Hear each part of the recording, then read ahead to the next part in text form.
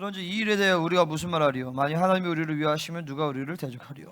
자기 아들을 아끼지 아니하시고 우리 모든 사람을 위하여 내주신 이가 어찌 그 아들과 함께 모든 것을 우리에게 주시지 아니하겠느냐? 누가 능히 하나님께서 택하신 자들을 고발하리요? 의롭다 하신 이는 하나님이시니. 누가 정죄하리요? 죽으실 뿐 아니라 다시 살아나신 이는 그리스도 예수시니 그는 하나님 우편에 계신 자요 우리를 위하여 간구하시는 자시니라. 누가 우리를 그리스도의 사랑에 끊으리요? 환난이나 권고나 박해나 기근이나 적신이나 위험이나 칼이라. 기록된 바 우리가 종일 주를 위하여 죽임을 당하게 되며 도살당할 양같이 여김을 받았나이다 함과 같으니라. 그러나 이 모든 일에 우리를 사랑하신 이로 말미암아 우리가 넉넉히 이기느니라. 내가 확신하노니 사망이나 생명이나 천사들이나 권세자들이나 현재일이나 장래일이나 능력이나 같이요. 높음이나 깊음이나 다른 어떤 피조물이라도 우리를 우리 주 그리스도 예수 안에 있는 하나님의 사랑에서 끊을 수 없으리라. 아멘. 할렐루야.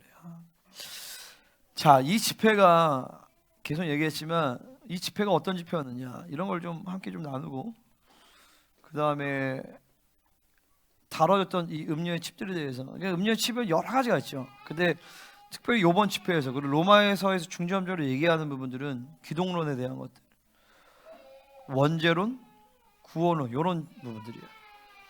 물론 좀 더 넓게 보면 교회론도 다 커버를 할 수가 있겠죠. 근데 핵심적으로는 기독론과 원죄론과 구원론에 대한 이 음료의 칩들을 뽑아내는 작업을 한 거예요. 근데 그 외에도 사실 여러 가지 음료가 해놓은 일들은 굉장히 많죠. 그러니까 이 음료는 여러분 알다시피 계시록 18장, 17장, 18장에서 나오는 거짓 교회예요. 이 교회를 음란하게 만들죠. 타락하게 만들고. 그 타락은 가장 핵심적으로 뭐냐면 잘못된 진리를 준다는, 잘못된 비진리를 섞여서 진리가 타락할 때 교회는 타락하게 되니까. 그러니까 그런 역사를 계속 2000년 혹은 그 영 자체로 보면 그 이전부터 계속 사실은 역사를 해온 거예요. 근데 예수 그리스도 이후에 이제 신약에 이제 하면서 이런 것 같아요. 뭐냐면은 구약 때는 적그리스도가 바로 등장하지 않아요. 루시퍼가 모든 건 다 관장해. 근데 이제 예수님이 오신 이후부터 적그리스도의 영이라는 것이 등장을 해요. 음료도 마찬가지예요. 그 전에도 없었던 건 아니지만 본격적으로 이제 음료가 역사하기 시작한 것은 주님의 초림 이후부터 이제 음료가 이제 본격적으로 역사를 한 거죠. 여러분 알다시피 초대교회는 유대인과 이방인이 하나 된 영광스럽고 온전한 교회였어요.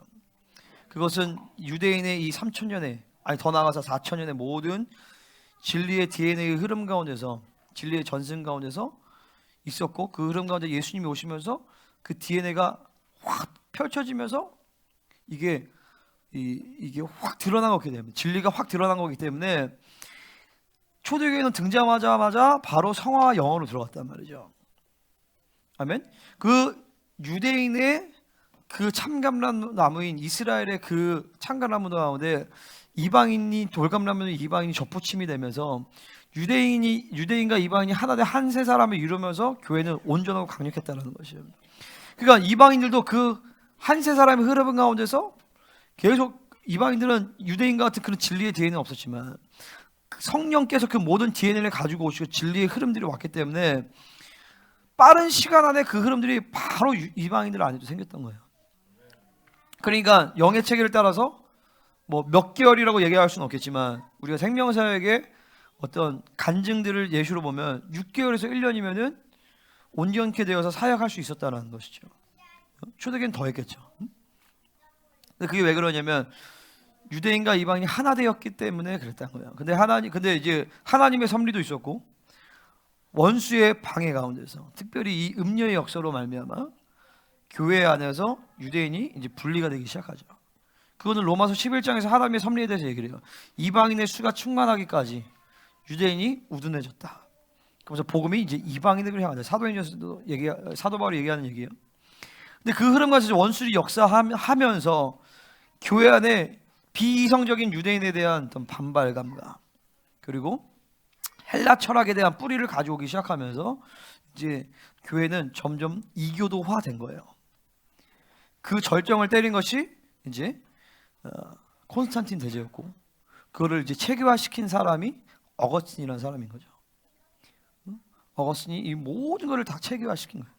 그리고 이거를 16세기에 또 다시 체계화시킨 사람이 이제 존 칼빈이에요. 그러니까 사실 칼빈의 모든 교리와 신학은 거의 90% 이상을 다 어거스틴의 거를 이제 다 갖다 놔서 정리한 거예요. 예정론도 그렇고 원죄론도 그렇고 구원론 대부분의 것들은 사실 다 어거스틴의 것들을 다 그대로 가지고 온 거죠. 그러면서 교회는 이제 교권화되어져서 이제 사도와 선지자의 터가 아니라 이 미트라 교와 이런 헬라 철학과 잘못된 이교도 신의 어떤 신앙의 흐름 안에서 그거를 뿌리를 삼고 교회가 세워졌기 때문에 2000년 동안 교회는 이제 완전히 어둠으로 가게 된 거죠. 그 바티칸이 더럽힌 진리 가운데서 결국에는 어떤 영이 역사를 하냐? 결국엔 종교형이 역사한 거예요. 물론 이제 잡신도 있고 미혹도 있고 불신앙도 있고 여러 가지 있겠지만 가장 핵심적으로 역사했던 영은 종교형이란 말이죠. 그 종교형은 성장이 안 되게 만들어요. 그냥 그러니까 딱 바티칸 그 베드로 성당 가잖아요. 그러면 딱 나오는 말이 이거예요. 우와, 진짜 대단하다. 대단하다 이게 나. 높이가 130m. 천장 높이가. 근데 그 130m 천장인데 그림을 기가 막히게 그려놨어. 그거를 요즘 현대에 만들면 그런 건물을 세우려면 30조가 든대. 30조가. 그거를 이제 어떻게 세웠냐면 면제부 팔아서 그 돈으로 그 성전을 지은 거예요. 응? 완전 개자식들이죠, 진짜. 응? 성경도 안 줬어, 얘들은. 평신도들한테. 왜냐면 성경을 잘못 해석할 수 있다. 그래서 신부들만 성경을 가지고 있었어. 그렇잖아요. 성만찬도요. 천주교는요. 피를 안 줘요. 포도주를 안 줘요. 그거 알아요? 이거 전병만 줘요. 왜냐면 살 안에 피가 들어있으니까 그렇게 생각하거든요. 근데 사실 그 사람들은 화채설을 믿는 거야. 신부가 딱 선포하면 그것이 살이 됐다고 믿어. 근데 사실은 원수의 전략 가운데 뭐예요? 예수님의 피를 못 받게 만드는 거예요. 그 성만찬이라는 건 굉장히 중요한 초대교회의 어떤 성례거든요. 거룩한 예식이거든요. 근데 그거를 그렇게 더럽혀놨어. 분명히 성경에서 10계명에 하나님의 다른 형상을 만들지 말라 그랬잖아. 죄다 형상이야, 죄다 형상. 성경을 안 봐도 돼. 왜냐면 그림을 보면 되니까. 진짜 그렇게 만드는 거야. 그러니까 내가 요번에 갔다 와서 내가 천주교에 대해서 한 1% 정도는 좋은 마음이 있었어요. 왜냐면 우리 할머니, 외할머니도 이제 천주교 신자였고 우리 외가지 다 천주교. 1% 정도는 좋은 마음이 있었단 말이야. 그리고 천주교 안에도 막 성령 세례 받고 이런 부분이 있어요. 요번에 가서 저 전면적으로 얘네는 사탄의 집단이구나. 간혹 뭐 신부님들이나 뭐 수녀님들 중에서 뭐 그런 사람이 있을 수는 있겠죠, 그죠? 네? 간혹. 하지만 바티칸은 일당 독재 체제거든요. 교황으로부터 다 남아. 헌금도 다 걸로 간단 말이죠. 근데 본부가 완전히 귀신 소굴이야. 그거 다 귀신 소굴이죠, 사실은요. 응? 이게 한국에 있는 천주교들은 그나마 건전해요. 왜 건전하냐면 한국 개신교의 영향을 받아서 건전한 거야. 진짜로. 그 본부 바티칸은 굉장히 진짜 막 내가 보는 거 영상 보셨어요? 이야, 뭐 차라리 절이나 회암사가 나 사실 차라리. 완전히 우상숭배 집단이야. 그러니까 그 음녀는 이제 나중에 계시록 18장에서 보면 음녀는 이제 적그리스도에게 죽임을 당해요. 그거에 대한 음녀에 대한 심판을 미리 선포하고 온 거예요. 그러면 중요한 건 뭐냐면 음녀에 대한 심판을 선포하면서 남은 자의 교회는 이제 이 바빌론이 음녀가 분리가 돼야 되는 거죠. 스가랴 5장의 성취거든요. 할렐루야. 자, 여러분 바벨론이라고 할 때 그 두 가지예요. 종교적 바빌론이 있고 정치적 바빌론이 있어. 사실은 뿌리는 하나예요. 음녀란 말이에요. 그죠? 근데 이 음녀, 종교적 바벨론, 바티칸이 뿌려는 음녀의 칩들을 제거할 때 정치적 바벨론, 정치, 경제, 사회, 문화 시스템, 소유욕, 안정욕, 명예성취욕, 지배쾌락욕, 우상욕 이런 것들의 흐름으로부터 자유하게 될 수가 있는 거예요. 그러니까 이거는 다른 게 아니라 하나인 거죠. 사실 뿌리가 하나예요.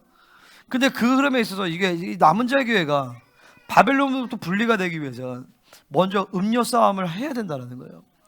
근데 마지막 때 남은 자의 교회 가운데서 영광스러운 교회를 하나님이 일으키시는데 그 교회의 특징이 바로 뭐냐면은 음료가 분리된, 바벨론이 분리된 교회라는 거예요. 이제 하나님이 그 역사를 시작하신 거예요. 할렐루야. 그러니까 이것은 2000년 기독교 역사에서 하나님의 꿈인 거죠, 사실은요. 언젠가 다시 초대교회를 뛰어넘는 능가하는 그런 교회가 일어나게 될 것이다. 그 음료의 칩들을 제거하고 음료에 대해 심판을 선포할 하나님은 당신의 종들과 교회를 찾으셨던 거예요. 근데 하나님이 정말 보잘것없고 연약하고 우리에게 아무런 의가 없는 이 생명사역을 택하신 거죠. 그리고 김민호 목사님이라는 종을 택하신 거예요. 그리고 우리 모든 교회, 생명사의 모든 교회들을 하나님이 우리를 택하신 거예요. 야, 그것만으로 진짜 어마어마한 역사죠, 그죠? 그러니까 이번 집회가 얼마나 중요한 집회인지 우리는 천국에 가서 두고두고 알게 될 것이. 그러니까 음료가 지금 멸망하진 않아, 그죠? 하지만 이제부터 시간이 설정이 된 거야. 이제부터 계속 멸망으로 가는 거예요. 응? 그리고 교회 안에서는 남은 자의 교회 가운데서 이제 음료가 점점 분리되는 거죠. 쫙 분리되면서 남은 자의 속도가 계속 빨라진다고 그랬어요. 이제 앞으로 전 세계 남은 자들이 급속도로 세워질 것이. 또 두 번째로 이번 집회는 이 뿌려진 사도 바울과 베드로의 그 피를 드러내는 집회였어요. 그러니까 교회는 순교의 피를 먹고 자라거든요. 근데 이 로마는 어마어마한 순교자들의 피, 특별히 초대교회 가장 리더 두 명의 중요한 리더인 바울과 베드로의 피가 뿌려진 땅이에요. 근데 그 위에 로마는 이제 이런 이상한 음녀가 이상한 교회가 등장해서 로마로 완전히 지금 90% 이상이 천주교도거든요. 그 피가 사실 사장된 거죠.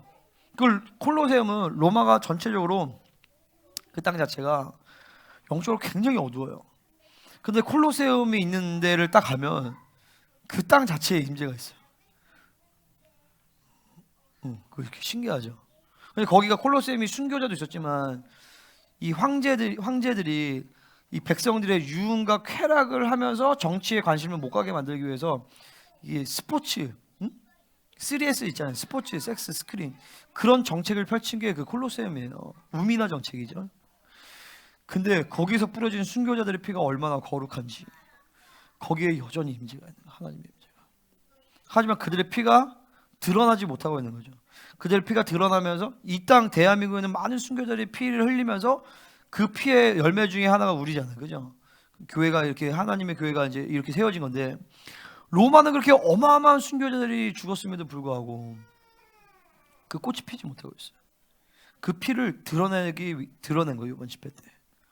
그래서 내가 바울 순교회 갔을 때 바울의 피가 이렇게 이게 뭐라지? 이렇게 묻혀 있었어. 근데 천사들이 기도하니까 천사들이 막 그걸 들춰내더라고. 그러다가 셋째 날에 이 피가 전면적으로 집회 셋째 날에 전면적으로 막 드러나기 시작했어요.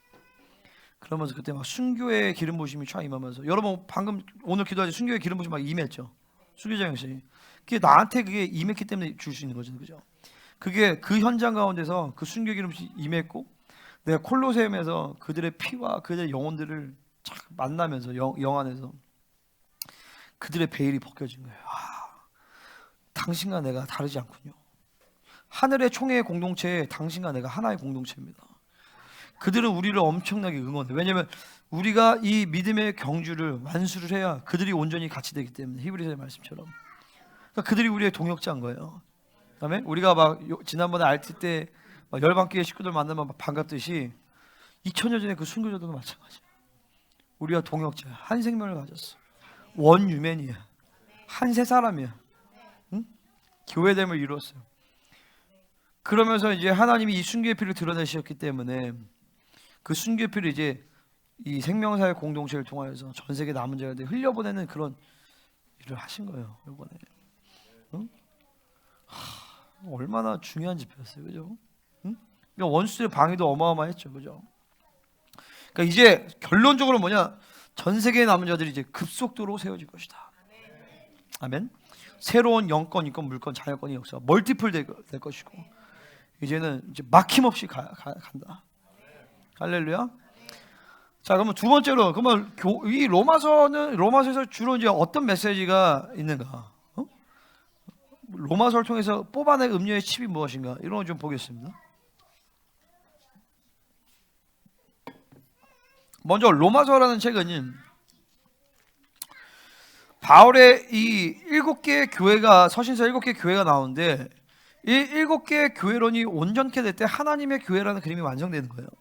여러분이 잘 아는 에베소서는 그 교회의 뭘 얘기해요? 시스템을 보여주는 것이죠. 아멘. 사도, 선지자, 복음 전파자, 목사와 교사라는 시스템을 보여주는 것이고, 이 로마서는 교회의 스트럭처를 보여주는 거예요. 골격을 보여준단 말이죠. 그 골격은 뭐냐? 의롭다 하심을 받고 이제 성화에 이르러서 영화에 이르는 모든 그 골격, 그 과정을 보여주는 거예요. 응? 그래서 이 로마서를 잘 이제 우리가 믿음을 받아들이면은 칭의서부터 성화, 영화에 이르는 전체적인 흐름이 쫙 생겨지는 거죠. 이 콘스탄틴이 기독교를 이제 국교화하면서 첫 번째 니케아 공의부터 시작해서 그 이후에 있는 많은 공의회를 통하여서 결국에 콘스탄틴이 한 일은 뭐냐? 자기가 통치하기 위해서 자기 통치에 편하게끔 기독교를 이 개조를 시켜버리는 거거든요. 그러니까 분쟁이 될 만한 모든 요소들을 다 잠재워 버린 거예요. 그러니까 예수님에 대한 인성, 신성과 인성 이런 부분에서 그냥 예수님은 베리맨, 베리가 신이면서 참 신이면서 참 인간이다. 그러니까 그게 어떻게 되냐면 그러니까 내가 조지신학 책에서도 보면 예수님이 기적을 베풀었어. 이건 신성을 이용한 거다. 예수님이 굶주리셨어. 이건 인성이다. 이런 헛소리를 한단 말이죠. 다 뿌옇게 만들어. 삼위일체. 그러니까 성부, 성자, 성령 세 분이시지만 하나다. 이거를 다이아그램으로 보여줘요. 신학교에서 하면요. 다이아그램으로 동그라미, 동그라미, 동그라미, 가운데 교집합. 갓 헤드. 일체가 요거다. 이게 펄슨이다. 삼위. 그러니까 하나님을 그러니까 이제 지혜자매 할 때 지혜자매는 지혜자매 동그라미 이렇게 안 하잖아. 관념화됐단 말이죠. 인격이신 그분은 만나는 하나님이란 말이에요. 근데 그런 식으로 다 교리화돼 버리고 이거를 다 개념화 시켜 버리면서 하나님의 진리는 실제적이야. 그죠? 실체화가 가능해야 돼. 근데 이거를 이 콘스탄틴 때부터 다 막아놓은 거야. 그래서 종교형이 합법적으로 들어오게끔 만든 거죠. 여러분이 아는 이런 예배 형식, 뭐 성가대, 우리 교회 성가대도 없지만 성가대도 사실 다 그때 만들어진 거예요. 여러분이 잘 아는 막 교회 그런 첨탑 이런 게 있죠? 다 그때 만들어진 거예요. 그리고 가운, 초대교회 사도들은 가운을 안 입었어. 그것도 미트라 교회의 어떤 숭배 가운데서 그 가운이라는 것도 또 나온 거야. 그리고 막 우리 교회는 없지만 보통 막 큰 교회 여기 막 의자 해놓잖아요. 당회장석, 막 장로석 이렇게. 그것도 다 그때 만들어진 거예요. 예배 형식, 그러니까 회중 예배도, 그러니까 초대교회 예배는 모든 성도들 다 성령의 통로가 되어야 돼. 그러니까 막 방언하고 예언하고 통변하고 축사하고 막 이래야 된단 말이죠. 근데 콘스탄틴 때부터는 이제 예배가 그렇지 않아요. 예배는 한 사람만 설교하고 나머지는 그냥 수동적인 그냥 회중이 돼버리는 거죠. 여러분이 그 종교의 영향을 받았던 영향 중에 하나가 뭐냐면은 수동적인 예배자로 있는 거야. 능동적인 예배가 되거든요. 능동적인 예배.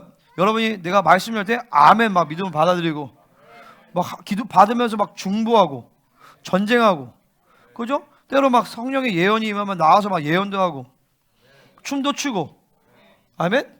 근데 여러분이 종교의 영향을 받으니까 그냥 가만히 수동적인 태도로 가만히 있는 거야. 그냥 가만히 있는 게 아니야.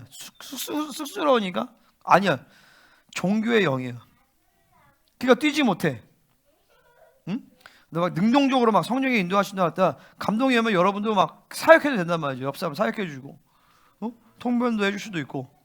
그리고 막 목사님 저 예언이 임했어요. 그렇게 막 표시를 할 수도 있어. 공동체 선포하거든. 근데 이제 리더가 그래 하세요 하면은 이제 질서가 있으니까. 근데 그렇게도 할 수 있는 거예요. 사실은요. 초대교회 예배는 원래 그랬어요. 한 사람이 방언 임해서 방언을 쭉 하면 다른 사람이 통변하고, 예언이면 예언하고, 치유하고 막 사역하고 있단 말이죠. 할렐루야. 근데 다 이런 회중 중심의, 그러니까 회중 예배를 하게 되면서 성도들은 다 아무것도 모르는 바보처럼 그냥 가만히 앉아 있고, 그러니까 성장도 안 되죠. 믿음도 성장도 없어. 감격도 없어. 기쁨도 없어. 사역할 줄 알아. 사역할 줄도 몰라. 그러니까 지금도 보면 여러분들이 이런 콘스탄틴의 영향을 받아서 내가 마땅히 사역을 해야 된다라는 컨셉이 없기도 해요. 여러분들이요. 나는 처음에 생명사 오자마자 바로 사역했거든요. 응? 그러니까 여러분들이 사실 바로 모든 성도들은 바로 사역자예요. 그게 왜 안 되냐면 종교의 영 때문에 그래요. 종교의 영이 여러분을 성도들을 이렇게 무기력하게 만들었다고요. 아무것도 몰라. 축사도 못해, 치유도 못해, 기도도 못해. 못해도 상관이 없어. 11조만 잘 내고 주일 예배만 잘 나오면 돼. 그게 다 콘스탄틴이 만들어 놓은 거야. 다 종교의 음녀가 다 저질러 놓은 짓거든요. 응? 그러니까 거룩한 삶, 그러니까 하나님의 나라 이런 거죠. 뭐냐면은 너의 생명 드려, 네 가진 거 다 드려. 이게 하나님의 나라거든요. 그게 불가능해. 가진 거 다 드려? 이 교회 도둑놈이네. 생명을 드려? 내가 생명을 왜 드려? 내가 잘 먹고 잘 살려고 교회 다니는데. 다 종교의 영이야. 그러니까 이 종교에 젖어들면 교회들은 끊임없이 자기를 홍보해야 돼. 우리 교회는 이게 좋아요. 이게 잘났어요. 우리 교회 이거 맞는 사람들 오세요. 그것도 성도들도 자기가 맞는 교회를 찾아다녀. 하나님이 부르심을 따라가는 것이 아니라. 그러니까 성장이 없죠. 영적 성장이. 왜냐면 종교의 영역에서 기본적인 그냥 성장이 없어. 헌신도 없어. 순종도 없어. 예수님을 이용해서 그냥 잘 먹고 잘 사는 게 최고의 목적이야. 내가 오다가 옆에 그 예수 믿는 청년애가 앉았었는데, 그 청년이 하는 말이, 자기 아는 사람이 그렇게 얘기했다는 거야. 너 왜 이렇게 교회 열심히 다니냐? 응? 너 교회 다니다가 절 다니면 엄청 좋을걸? 절은 시키는 게 없대. 헌신 하나 안 해야 된대. 그게 맞아요. 종교가 되면 절 다니는 게 훨씬 나아요. 절간 다니는 게. 그러니까 종교의 영이 어떤 역사를 내 안에 만들었는지 여러분이 봐야 돼요. 이제 아까 얘기했지만 무기력해. 사역을 못해. 사역이 일하는 걸 얘기하는 것이 아니야. 성령과 살면 자연스럽게 내 안에서 성령의 영향력이 나타나게 돼 있단 말이죠. 응? 방언하고 통변하고 뭐 축사해주고 예언해주고 성령이 그럼 다 가르치기도 하고 복음 전파하고, 이게 사역이에요. 이런 게. 그러니까 사역은 내가 몸뚱이로 움직여서 일하는 것이 아니야. 그 종교지 그게. 그죠? 사역은 성령으로 살면 자연스럽게 성령님이 내 안에서 일하시는 방향 중에 하나가 사역이에요. 그리고 성장이 없어. 그러니까 성장을 막 내가 열심히 노력해야 된다고 성장한 줄 알아. 성장은 교회됨 가운데 있으면, 성령으로 살면 자연스럽게 일어나는 것이 성장이에요. 성령님은 내 안에서 자연스럽게 나를 성장시키거든요. 그러니까 거룩하고 영화롭게 된다, 이런 것에 대한 감각이 없어, 종교의 영은. 응? 그러니까 말씀을 머리로 받아, 믿음으로 받는 것이 아니라. 아멘? 할렐루야? 이게 다 이 바티칸이 만든. 그러니까 교회도 뭐냐면은 커야 돼. 바티칸처럼. 응? 건물도 삐까뻔쩍 해야 돼. 응? 바티칸처럼. 인정과 막 명예를 막 받아야 돼. 응? 누구처럼? 바티칸처럼. 교황처럼 좀 유명한 사람이 어디 있어? 교황처럼 많은 성도를 가진 사람이 어디 있어? 교황처럼 의리의리한 성령. 그러니까 성전 건축하려면 30조 정도는 들어서 해야 돼. 그죠? 성전이 30조야. 성전 건축한 비용이. 갑자기 아프네. 그러니까 잘못된 거예요. 그러니까 개신교 교회도 목사님도 다 그러고 따라가는 거죠. 성전 크게 짓고 성도수 많아지고 교구를 많게 하면서 유명해지고 영향력을 해서. 진짜 개새끼들이고 진짜. 좋게 시작해서 다 멸망하는 거죠. 한국 교계 어른들 그런 것처럼. 근데 이게 다 음녀의 뿌리 때문에 그래. 내가 요번에 어떤 것이 해결되면서 내 안에 새롭게 관점이 온 게 있어요. 뭐냐면은 나는 우리 교회가 좋지만 부족하다. 그래서 가야 된다. 내가 이런 마음이 있어. 근데 그게 사라졌어. 우리 교회는 완전하다. 충분하다. 충만하다. 지금 이미, 물론 그것은 우리가 자라갈 필요가 없다는 걸 얘기하지 않아요. 우리가 생육하고 번성해야 될 필요가 없다라는 것이 얘기하는 것이 아니야. 하지만 하나님의 교회라는 그 본질 자체가 완전하다, 충만하다, 아멘? 충분하다. 이게 내가 속았던 종교형이야. 더 we can be better than now. 지금보다 더 나아질 수 있어. 내가 이런 마음이 있어. 물론 계속 성장하죠. 근데 그게 다른 거야. 하나님은 최고의 것을 이미 주신 거예요, 우리한테. 응? 완전한 거야. 응? 아멘입니까? 응? 자, 이제 본격적으로 가보겠습니다. 자, 기독론에 대해서 한번 보겠습니다. 1장 3절 4절. 1장 3절 한번 읽어보겠습니다. 로마서. 여러분, 내가 피곤해 보여요? 안 피곤해 보여? 3절 읽어봐요. 시작.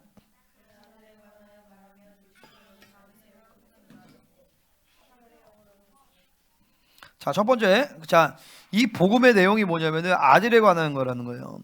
그러니까 아들이 바로 예수님이죠. 예수님에 대한 것이 이제 기독론이죠. 자, 육신으로는 다윗의 혈통에서 나왔대요. 자, 이 육신이라고 한 것은 헬라어로 사르스죠, 그죠? 사르스는 창세기 6장에서 인간이 육체가 되었다라고 할 때 그게 히브리어로 바사르예요. 그게 이제 헬라어로 사르스가 되는 거예요. 그러니까 창세기 6장에 육체가 되었다라는 하나님의 선포를 사도들이 받아들인 거예요. 사도들이 없는 말을 쓴 게 아니라 하나님이, 그러니까 인간이 육체가 되었다는 그 사르스라는 단어를 예수님이 사르스가 되었다라고 받아들인 거예요, 지금. 이게 이제 뿌리가 뭐냐면, 자, 마가복음이 기독론의 가장 중요한 책 중에 하나가 마가복음의 히브리서인데 그 중에서 뿌리가 되는 마가복음이에요.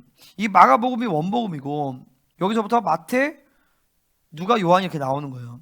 이전에는 학자들이 마태복음이 첫 번째 복음서라고 생각했어요. 근데 최근에 밝혀진 것은 마가복음이 첫 번째 쓰여진 복음서예요. 이 마가복음이 원본이고 여기다 자기 나름대로 신학적인 견해들을 섞어서 마태복음, 누가복음, 요한복음 이렇게 된 거죠. 이 마가복음에서 예수님에 대한 기독론에 대한 얘기가 크게 중요한 세 가지요. 첫 번째, 선 오브 데이빗이요. 그분 다윗의 자손이다. 다윗의 자손이라는 건 뭐냐면은 사무엘하 7장 14절 이하에서 이제 인류, 자, 이거 한번 보자.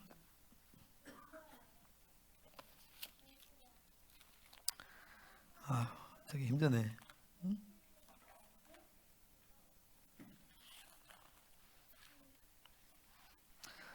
자, 하나님이 자, 이렇게 나와요.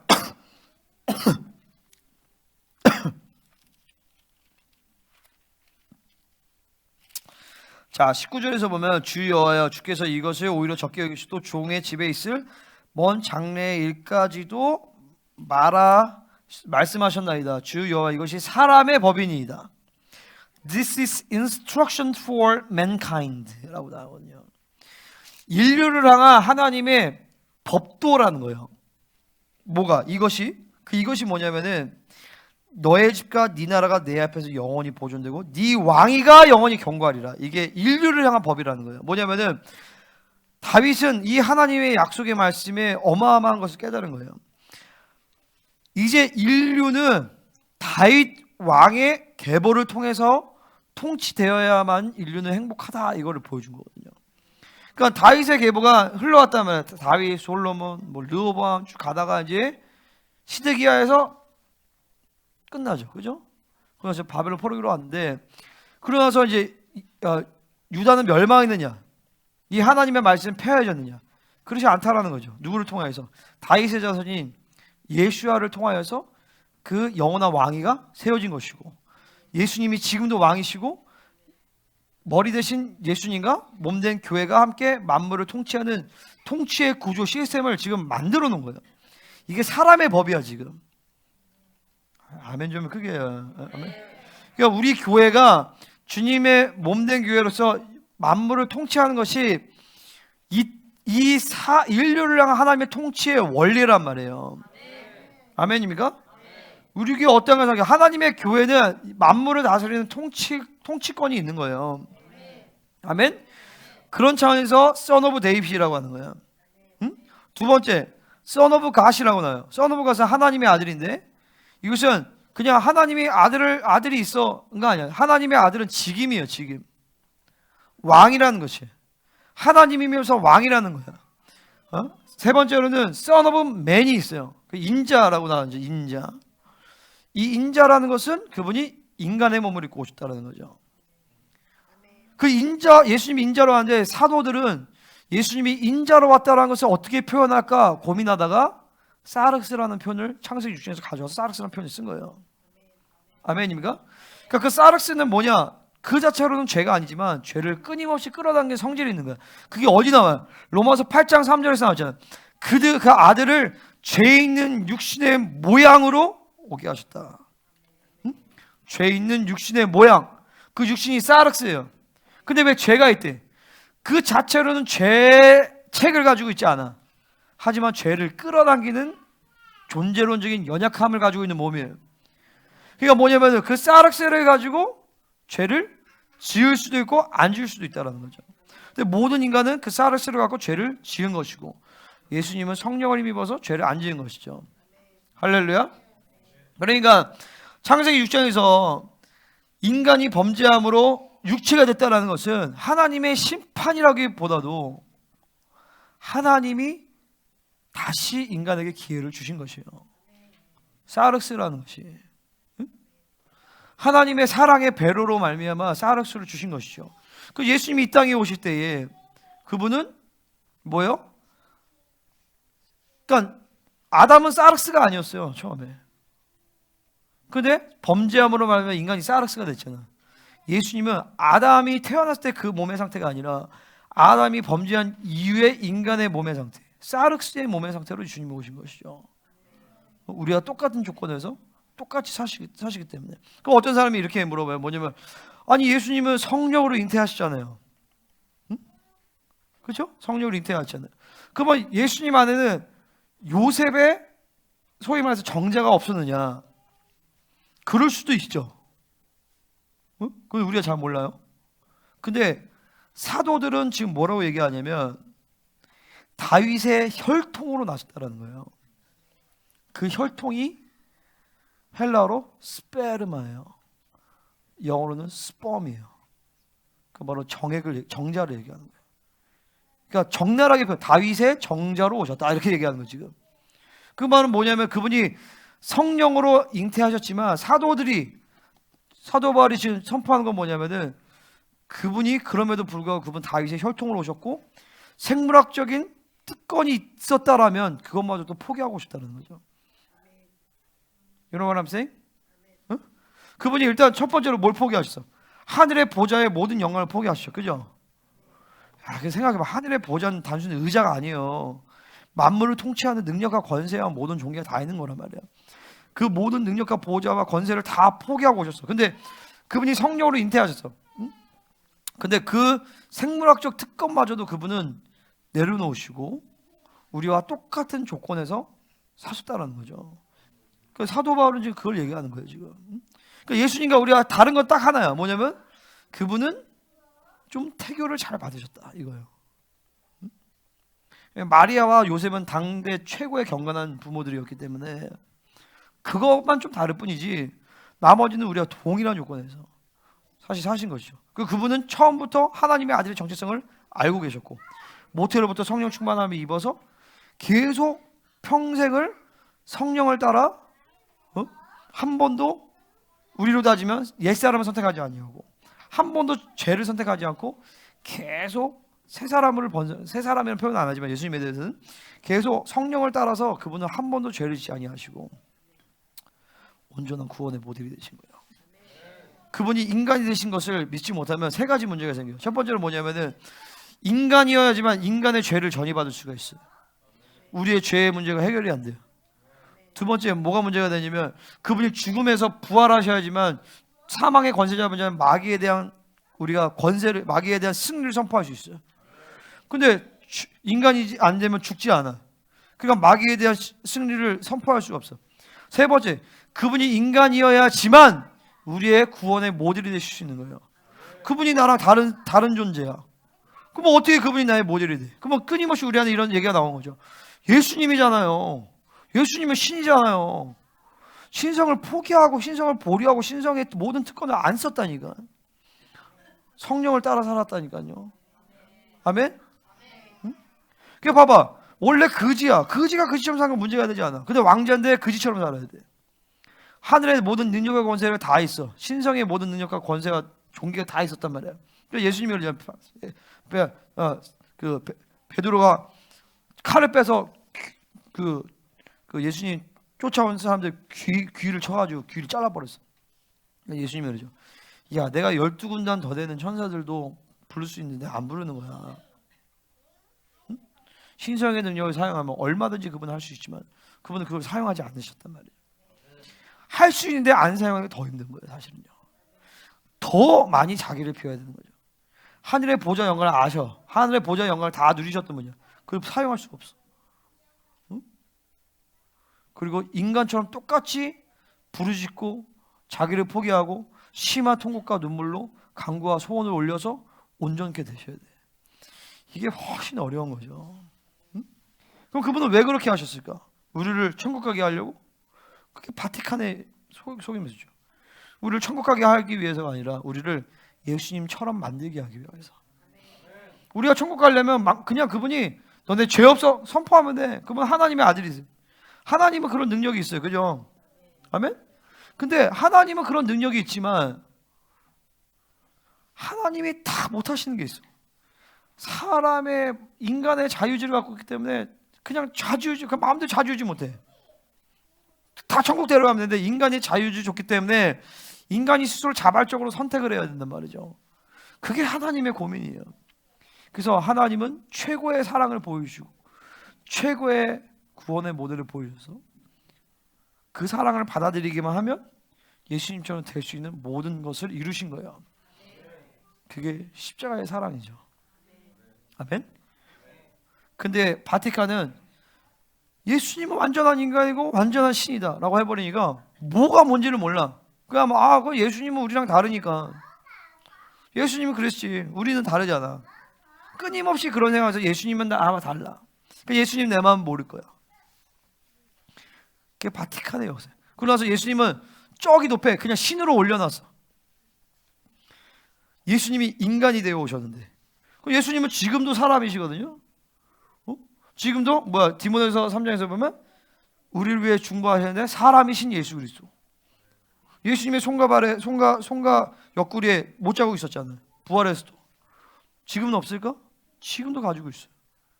그 성경은 신이냐 인간이냐에 대한 긴장이 없어요. 왜? 인간은 신의 형상이에요. 인간은 하나님의 형상이란 말이에요. 인간은 본질적으로 신적인 존재로 창조되었어요. 그리고 그 신적인 존재를 이제 완성되는 걸로 간단 말이죠. 그러니까 예수님은 지금도 만약에 그게 아니라면 예수님은 나 끝났어. 인간의 모습 벗어버려. 이래야 된단 말이죠. 인간의 모습 안 벗어.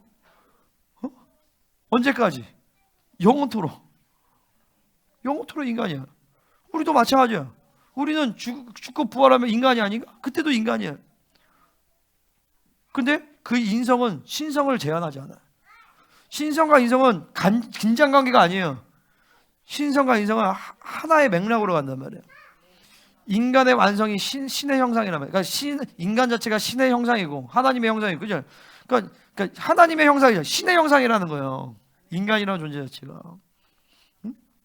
그 완성이 신의 성품에 참여하는 것이고 우리가 신이 되는 거죠, 그죠? 응? 근데 우리는 어떤 신이야? 자존적인 신이 아니라 의존적인 신이 되는 거예요. 그러니까 예수님이 인간이 되어 오셨어. 그 결론은 우리를 당신처럼 신처럼 만들기 위해서. 그래서 인간 예수를 부인하면 그분은 그냥 신이야. 우리는 그냥 인간이야. 그분과 우리가 너무 멀어. 그러니까 중간에 뭐가 끼냐면 마리아가 끼는 거야. 중간에 누가 껴? 사도 베드로가 껴. 바울이 낀단 말이야. 그러니까 천주교와 정교의 이런 모든 그런 잡다한 이 음녀가 만들어 놓은 교회에서는 성인들, 사람 얼굴이 그렇게 많아요.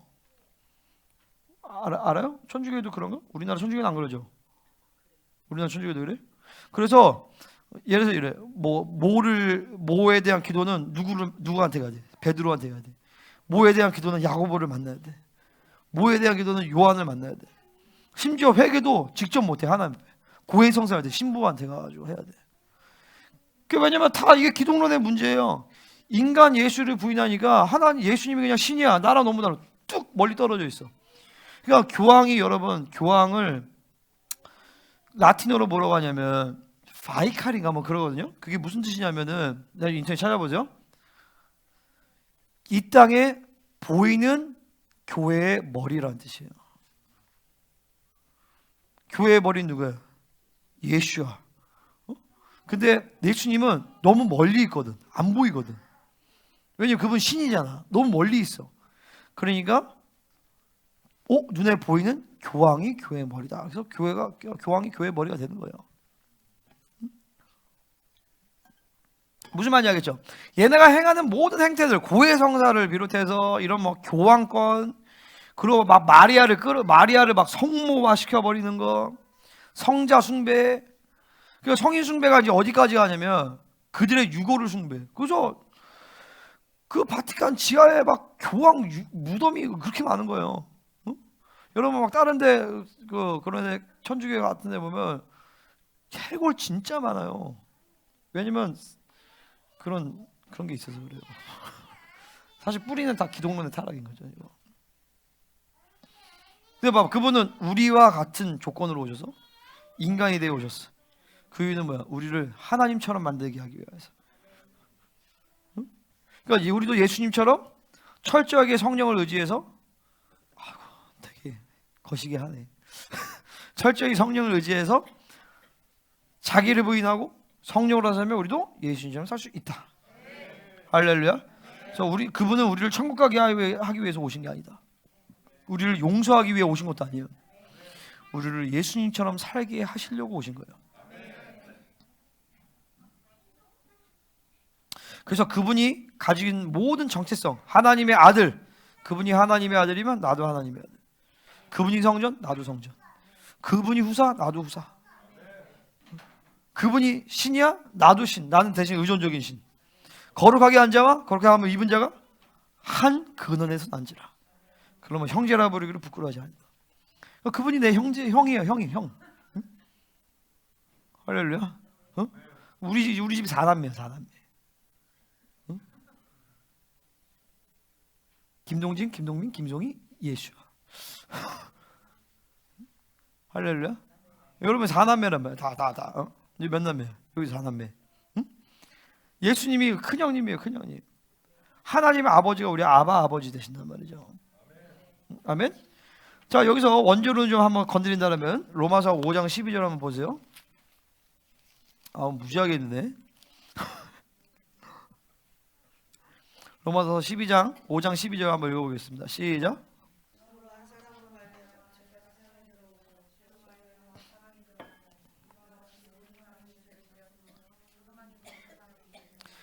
자, 한 사람은 왜냐면 죄가 세상에 들어왔대요. 이 한 사람은 아담을 얘기하는 거죠. 이와 같이 모든 사람이 죄를 지었으므로. 이건 무슨 얘기야? 아담이 죄를 지은 것처럼 모든 사람도 죄를 지었다 이런 얘기잖아요. 그죠? 근데 어거스틴이 이거를 이와 같이를 인훔으로 번역을 해요. 아니, 인훔으로 번역한 게 아니라 인훔으로 라틴어가 번역을 했단 말이에요. 불가타 성경이. 불가타는 제롬이 쓴 책이에요. 제롬이 번역했단 말이에요. 거기서 인훔으로 번역을 해놨어요. 라틴어 성경이. 그러니까 어거스틴은 헬라어를 몰랐다. 아멘? 아멘? 힘들어요. 이거 아멘 잘해줘야 돼 지금. 막 여러분 전쟁하면서 말씀을 들어야 되는 거예요. 근데 그 안에서 모든 사람이 죄를 지었다 이렇게 했단 말이죠. 그러니까 아담이 범죄할 때 모든 사람이 그 안에서 함께 죄를 지었다라고 했단 말이에요. 그리고 그 당시에 이 미개한 생물학이 이 어거스틴의 해석을 더 서포트해줘요. 그 미개한 생물학이 뭐냐면은 닭 몸에는 이 알들이 따닥따닥 붙어 있대요. 근데 아브라함의 허리에 레위가 있었다 이런 거를 가지고 인간의 몸에, 인간의 허리에도 그 후손들이 다닥다닥 붙어 있었다라고 생각을 한 거야. 미개한 생물학이죠. 그러니까 아담이 범죄할 때 다닥다닥다닥 붙어 있던 그 자손들이 함께 범죄했다라고 하면서 원죄론을 만들어낸 거예요. 오케이? 그러니까 원죄론의 핵심은 뭐냐면 아담이 범죄하지 않은 죄, 아담이 범죄한 그 죄에 대한 책임을 나도 가지고 있다라는 거예요. 이게 원죄론이거든요. 그 성경주 전체에서 벗어나는 거야. 아담이 범죄한 죄에 대한 책임을 왜 내가 가져? 어? 아담이 범죄로 말미암아 인간에게 이제 주어진 건 뭐냐면 사륵스란 말이죠. 사륵스는 내가 받았어. 근데 사륵스 자체는 죄가 아니야. 아멘? 사륵스 자체가 죄라면 예수님도 죄인이에요. 그죠? 사륵스는 뭐야? 싸움의 대상이에요. 사륵스는 하나님이 우리에게 기회를 주신 거야. 응? 온전케 되어지고 영화로움을 들어갈 수 있는 기회를 주셨단 말이죠. 성령을 힘입어서 살면 사륵스를 이기고 온전케 될 수 있는 거예요. 그죠? 아멘? 근데 원죄교리는 사륵스와 죄책을 묶어버렸어. 사륵스를 가지고 있는 순간 죄인이야. 죄에 대한 책임이 있어. 예수를 믿어도 여전히 죄에 대한 책임이 있으니까 예수 믿어도 하는 소리가 뭐냐면 저는 죄인이에요. 아니 의인인가요? 내가 이제 비행기를 이제 갈 때 타잖아요. 갈 때 타는데 이 옆에 예수 믿는 자매들이 탄 거야. 그래서 내가 주님 어떻게 할까요? 만약에 자연스럽게 대화하게 되면 내가 좀 복음을 좀 전하겠습니다. 아 근데 이제 잘 이렇게 서로 있었어. 응? 밥을 먹는데 갑자기 옆에 있는 자매가 혹시 목사님이세요? 나한테 그러는. 내가 이제 로마서 책 보니까 네. 그때부터 한 1시간을 내가 설교를 시작했어요. 죄인인 것 같아요? 의인인 것 같아요? 내가 물어봤어. 뭐라 하지 알아? 죄인이야 의인이야? 지금 죄인이야 의인이야? 우리 저번 애가 달라졌네. 옛날에는 막 이거 되게 힘들었어. 내가 물어봤어. 그게 뭐라 하지 알아? 용서받은 죄인이야. 그래서 죄인이야 의인이야? 그래서 은혜 받은 죄인이래. 그게 무식한 거거든요. 은혜는 죄인의 그러니까 뭐라 하지? 은혜를 받았어. 그 의인인 거야. 왔다 갔다 될 수가 없어. 근데 이게 다 혼란을 갖고 있는 거야. 그런 식으로 하셨단 말이죠. 교리를 말씀을. 그러니까 죄를 지으면 죄인, 또 아니면 의인. 그럼 뭐야 맨날 왔다 갔다 해. 그러니까 내 새끼가 잘못해도 여전히 내 새끼야. 그죠? 그러니까 우리는 죄를 지어도 의인이란 말이죠. 존재적인 의인이 됐기 때문에 죄를 지어도 의인이야. 의인이니까 회개가 되는 거예요. 그죠? 존재적인 의인이니까 회개 안 해도 아니죠. 의인이니까 회개가 하는 거죠. 그죠? 근데 이 원죄교리는 존재론적인 의인됨을 거부하게 만들어 버린 거예요. 응? 그러니까 히브리서 7, 8, 9장이 이 온전한 의인됨에 대한 메시지거든요. 그러니까 이 원죄교리가 히브리서 7, 8, 9장에 이런 계시들을 다 박아놓은 거예요. 그러니까 온전한 하나님의 이 의롭다 하심, 그리고 안식으로 들어가는 것들, 온전케 됨, 이런 것들에 대해서 계시가 안 열리는 거죠. 할렐루야. 그러니까 하늘 성소의 사역도 뒤에서 이제 구원을 할 때 얘기할 텐데, 자,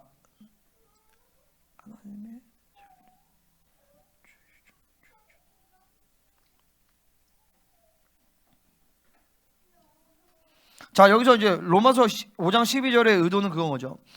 모든 사람이 아담처럼 죄를 선택했다. 그래서 원죄를 얘기하는 것이 아니다라는 거죠. 아멘. 아담의 5장 14절. 5장 14절 한번 읽어보겠습니다. 시작.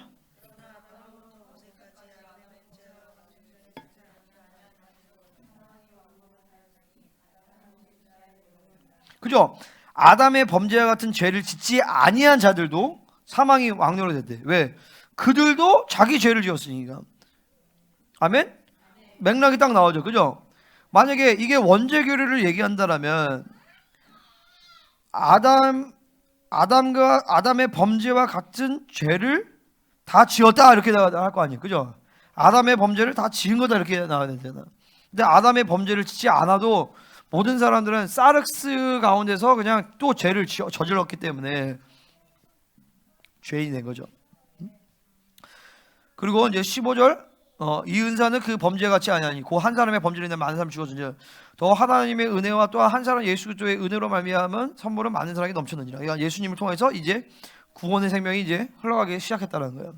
자, 그럼 이제 두 번째로 이제 세 번째로 이제 뭐예요? 기독론 했죠? 이제 원죄론 했죠? 세 번째 구원론을 이제 할 거예요. 자, 구원론은 로마서 1장 17절 한번 보겠습니다.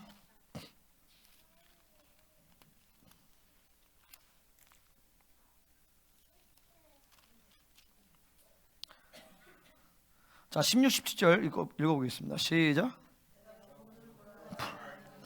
풀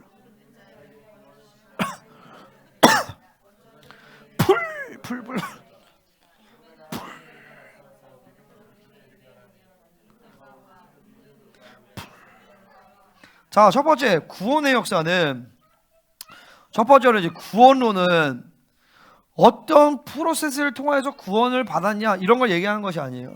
신학교에 가면 대부분 그런 걸 얘기해요. 어떻게 누가 구원했냐. 그러니까 예정이 중요해. 하나님이 이 사람을 구원받기로 예정했다. 헛소리죠. 예정은 그런 식으로 쓰지 않아요. 예정은 하나님의 자녀에 대한 하나님의 고집이에요. 하나님의 자녀는 거룩하고 흠없게 되겠다. 이게 하나님의 예정이란 말이죠. 그죠? 근데 막 헛소리예요. 막 이 사람은 구원받기로 예정했고 이 사람은 멸망받기로 예정하고, 그러니까 하나님이 선택하고 뭐 부르셔고 막 이런 헛소리를 한단 말이죠. 그게 구원론이 아니야. 구원론은 뭐냐면은 구원의 사건이 받을 때 어떤 일이 일어났느냐, 그리고 구원의 사건을 받았을 때 내가 어떤 존재가 되었느냐. 아멘. 구원받았을 때 어디로 가느냐가 구원론이 아니에요. 응? 가는 것 자체에 성경에 관심이 없어요. 내가 구원받을 때 어떤 존재가 되느냐. 아멘. 자, 1차적으로 첫 번째로 구원의 역사는 그냥 하나님의 전적인 은혜의 역사예요. 그거 뭐 누가 뭐 잘했느냐 못했냐 몰라. 그런 거는 우리에겐 의가 아무것도 없어요. 어떤 조건이 있어서가 아니야. 물론 누군가 복음을 전해서 그러기도 했겠지만, 내가 아는 사람들 중에서는, 내가 요번에 갔을 때 미국에서 온 유대인이 있었어요. 그 유대인이 그러더라고. 자기가 7년 전에 예수 믿었는데 너 어떻게 예수 믿느냐 그랬더니 신약 성경 읽다가 그냥 예수님 만났대. 누가 복음을 전해준 게 아니야. 신약 성경 읽다가 그냥 예수님 만났대. 에이탄 시스코프 목사님이 폭주족이었는데 뭐라 할지? 오토바이 타다 예수님 만났댔나? 아니 막 그런 식이야. 그냥 뭐 그건 뭐 몰라요. 그냥 하나님 전적인 은혜의 역사예요. 아멘? 우리가 오늘날 예수님 믿는 건 그분의 전적인 은혜의 역사예요. 아멘? 구원의 역사. 그거는 몰라. 우리가 비밀이야, 비밀. 그걸 알려고 할 필요도 없어. 그냥 하나님의 그냥 구원의 역사. 그냥 그분의 은혜다. 나에게는 아무런 조건도 없었다. 그분의 결정이다. 아멘? 그분의 은혜다. 자, 그러면 이제 두 번째로, 그러면 구원받을 때 이제 어떤 사건이 일어나냐? 이거를 보기 위해서 디도서 3장 5절을 먼저 보겠습니다.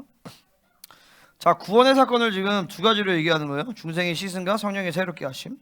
자, 중생의 씻음을 본다면, 중생이라고 하니까 좀 약간 불교 용어 같은데 리제너레이션이에요. 그러니까 거듭남의 씻음을 얘기하는 거예요.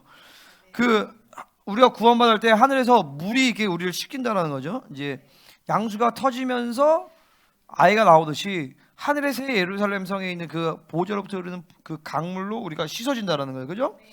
그런 이제 에베소 5장 26절에서는 그걸 뭐라고 얘기하냐면 물로 씻어 말씀으로 새롭게 하셨다고 얘기하나요. 그러니까 뭐냐면 그거는 말씀을 얘기하는 거예요.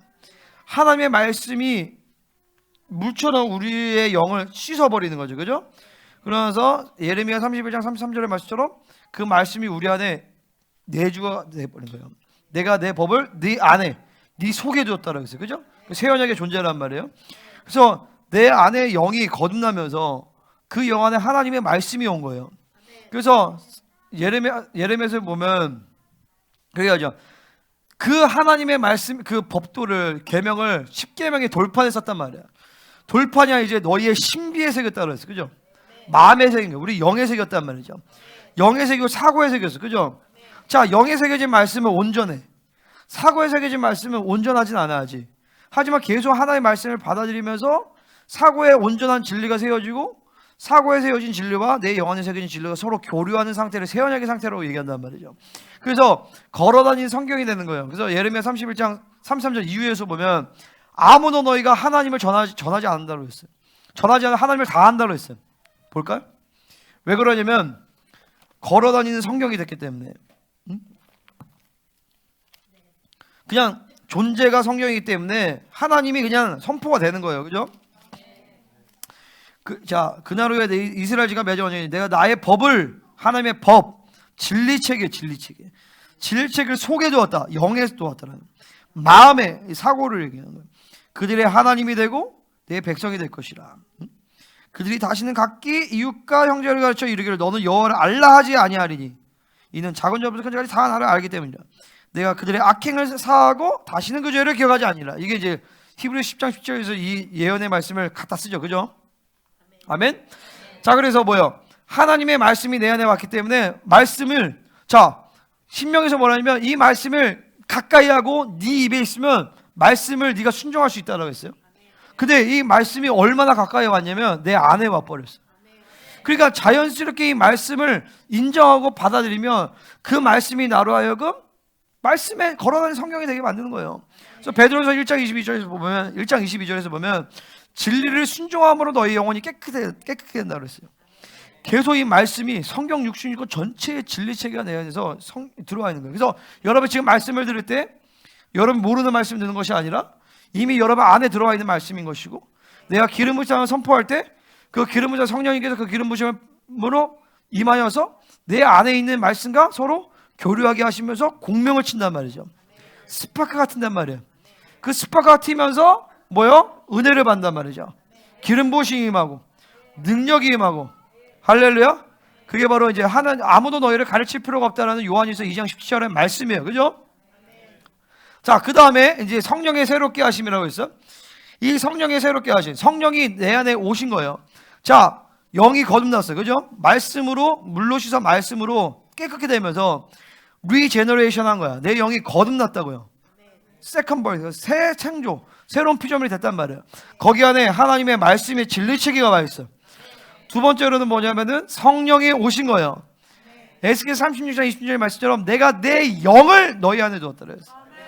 성령이 내 안에 오셨어. 그 하나님의 성령은 그 성령이에요. 삼위의 하나님 중에 그 삼위의 하나님, 하나님의 보좌에서 함께 계시며 만물을 창조할 때 수면 위에 운행하시면서 만물을 창조하실 그 하나님의 영이 내 안에 온 것이에요. 그러니까 우리를 뭐라 그래? 하나님의 성전이라고 얘기한단 말이죠. 하나님의 처소라고 얘기한단 말이죠. 그 하늘의 헤드커트가 내 안에 그대로 내 안에 그 하늘의 헤드커트가 온 거예요. 그래서 하늘의 헤드커트에 대한 모든 결정을 내 안에서 알 수 있게끔 된 거죠. 그죠? 그래서 우리를 지성소가 된 것이죠. 할렐루야. 그 성령님이 죄에 대하여, 의에 대하여, 심판에 대해서 알게 하시면서 진리를 깨닫게 하시고, 그래서 그분의 별명은 진리의 영이에요. 또 그분은 우리를 계속 죄에 대해 심판에 대해서, 죄에 대해 의에 대해 심판을 깨닫게 하시면 우리를 회개케 하셔. 우리를 정결하게 하셔. 악한 것들로부터 우리를 보호하셔. 그래서 그분의 별명은 바로 성결의 영이에요. 그죠? 그분은 또 우리 안에서 내가 양자됨을 계속 드러내셔.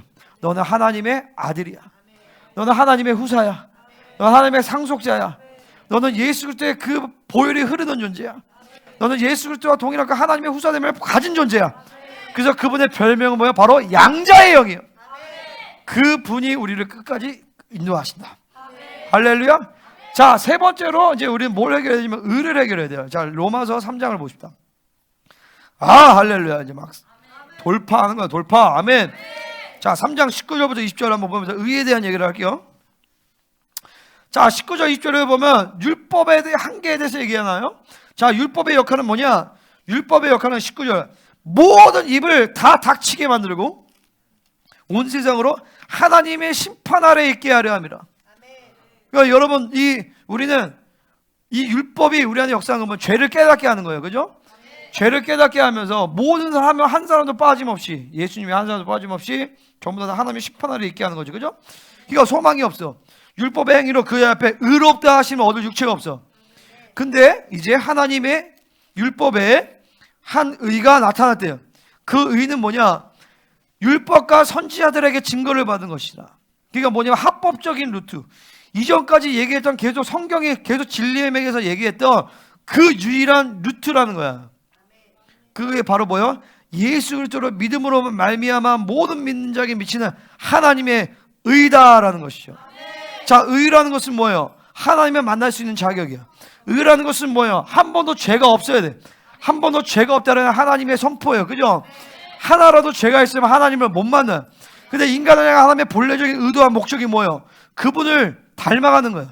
그분처럼 되는 거야. 그분과 온전한 사랑의 관계를 맺는 거야. 만나지 않고 어떻게 사랑을 해요? 그죠? 만나야 된단 말이에요. 그래서 만나보자. 만나야 알아. 만나려면 어떻게 해야 돼? 죄가 있으면 그분을 못 만나요. 그래서 의를 주셔야 되는 거예요. 근데 그 의를 어떻게 받아요? 내 율법으로? 행위로? 613가지의 율법을 다 순종하면 가능한가? 불가능해. 시스템적으로 613가지의 율법을 수행하는 것 자체가 불가능하단 말이에요. 자체의 모순으로. 그 율법 자체의 문제가 아니라 육체라는 한계 때문에. 사락스라는 이 존재가, 육신이라는 이 한계 자체가 그게 불가능해요. 자기 노력으로 구원을 받을 수가 없어요. 그러니까 하나님은 예수 그리스도께서 모든 걸 다 이루시고 모든 통로를 다 여시고 하나님의 은혜로 값없이 의롭다 하심을 주신 것이죠. 그냥 우리가 그래서 그냥 믿기만 하면 돼요. 믿기만 하면. 믿으면 하나님의 은혜로 의를 주시는 거예요. 내가 기도 많이 해서? 아니야. 기도 많이 안 해서? 그것도 아니야. 은혜로 사는 사람은 행위에 얽매이지 않아요. 가끔 여러분이 요즘에 기도를 안 해서, 물론 기도 안 해서 그럴 수도 있지만 본질은 기도 안 해서라기보다도 은혜로 살지 않아서, 하나님 택하지 않아서, 기도라는 행위 자체가 그거를 만들어내는 건 아닌 거죠. 그죠? 그러니까 은혜로 사는 사람은, 하나님이 의로 사는 사람은 행위 자체에 얽매이지 않아요. 무슨 말인지 알겠죠? 아멘? 자, 하나님의 의가 이게 왔어요. 그죠? 자, 모든 사람이 죄를 범하면서 하나님의 영광에 이르지 못했대. 자, 하나님의 영광은, 네, 이것도 그 비행기에서 그 자매랑 이렇게 얘기했는데, 하나님의 영광에 이르지 못했다는 게 무슨 말이에요? 네, 했더니 헛소리 하더라고요. 내가 유튜브 채널 가르쳐주고 나중에 우리 집에 와라 이랬는데, 보나 혹시? 안 볼 거야. 영광의, 그러니까 쇼 오브 글로리거든요. 영광에 이르러야 되는데 영광에 못 이뤄. 툭 떨어져. 비행기가, 로켓가 대기권을 지나서 쫙 안식에 가야 화성도 가고 달나라도 가고 이렇게 되는데 못 가. 영광에 못 이뤄. 영광에 이른다는 것은 뭐냐면은 그분처럼 되는 걸 얘기하는 거예요. 자, 아담과 하와가 범죄함으로만 자기가 벌 벗은 걸 알았어요. 왜 그때 알았어요? 죄를 지니까 영광의 빛이 사라졌거든요. 모세는 하나님과 신의 사이에서 120일 동안, 40일 동안 얼굴에서 그분과 얼굴을 대면한 것도 아니야. 등만 봤어. 그래도 그 영광의 강체가 얼굴에서 발산했단 말이죠. 아담과 하와는 하나님 얼굴 직접 대면했고, 제가 희년서에 보면 6년 이상을 7년 이상을 하나님과 대면했단 말이에요. 그동안 8년째인가? 아무튼 그때 이제 타락했는데, 그러니까 영광의 광채가 자신의 몸에서 발산했단 말이에요. 그래서 그 아담 선에 이런 데서 보면 이게 하나님인지 인간이지, 인성과 신성에 대한 긴장이 없다니까요. 본래 하나님의 디자인은. 원래 인간은 신의 형상이에요. 그러니까 신인지 인간인지 구분이 안 될 정도로. 근데 범죄하면 하나님의 영광이 확 떠났어. 그 영광을 얘기하는 거예요.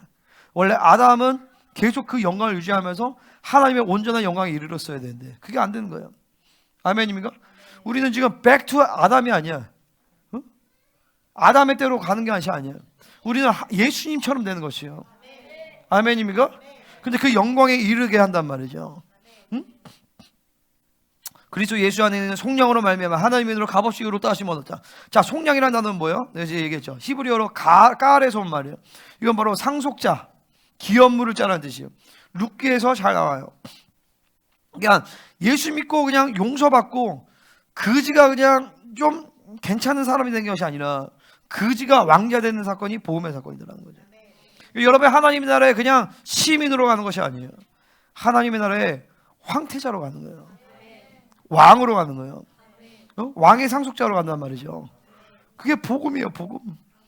근데 그것을 위해서 우리는 은혜로 값없이 의롭다 하심을 얻은 자 되었다. 자, 25절 가시겠습니다. 시작.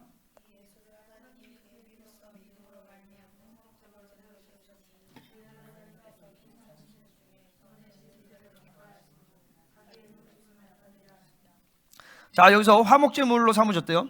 화목제물이 헬라어로 히라스텔리온이에요. 자, 같은 어근에서 나오는 말이 속죄소라는 단어인데 히라스텔라스모스예요.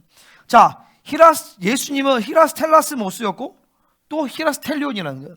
예수님이 화목제물이셨고 예수님이 속죄소라는 거죠. 속죄소가 뭔지 알죠? 그 지성소 안에 법궤가 있어요. 그 법궤 뚜껑을 속죄소라고 그래요. 그걸 다른 말로 시은좌라고 해요. 그죠? 그 법궤 뚜껑, 멀시시트, 그 법궤 뚜껑이 왜 중요하냐면 출애굽기 25장 22절에서 내가 너희를 거기서 만난다고 했어요. 속죄소 위에서. 왜 거기서 만나냐면 대속죄일에 대제사장이 1년에 단 한 번 지성소로 들어간단 말이에요. 거기서 안수받지 않은 염소의 피를 가지고 그 속죄소 뚜껑에다가 뿌린단 말이에요. 피를. 그러니까 그 피를 뿌린 다음에 거기에 하나님의 그 그룹이 이렇게 있잖아요. 응? 그 뚜껑이 그룹이. 지금도 하나님 그룹 사이에 영광의 보좌로 임하듯이 그 하나님의 실체가 그 땅의 그 모형 가운데 임하는 걸 얘기하는 거예요. 아멘입니까? 그 속죄소의 핏뿌림으로 말미암아 하나님과 우리가 지성소에서 만나게 된단 말이죠. 그러니까 예수님의 사건을 얘기하는 거예요. 그죠? 아멘. 우리가 잘 알다시피 세례 요한이 이제 인류를 대표해서 예수님에게 죄를 안수하면서 죄를 전이한단 말이죠. 예수님은 3년 반 동안 그 죄의 무게를 지고 사신 거예요. 그러고 나서 이제 겟세마네 동산에서 마지막 완전히 자아가 죽어주심을 이제 그 영적 전쟁을 끝내시고, 할렐루야. 그때 마귀와 싸운 게 아니에요. 패션 오브 크라이스처럼 이런 게 아니에요. 마귀가 거기 어떻게 여러분 내면의 전쟁을 하면서 하나님과 관계에서 거룩에 대한 싸움을 할 때 귀신은 거기에 절대 근처에도 올 수가 없어요. 경험해본 사람 알아. 그 임재 가운데서 그건 뭐 내 내면의 싸움이란 말이에요. 사단이 예수님이 시험한 것이 아니에요. 하나님과의 이 모든 인류에 대한 그 속량의 값이 너무 비싼 거야. 아버지 신부의 지참금이 너무 비쌉니다. 자신의 생명을 내줘야 돼요.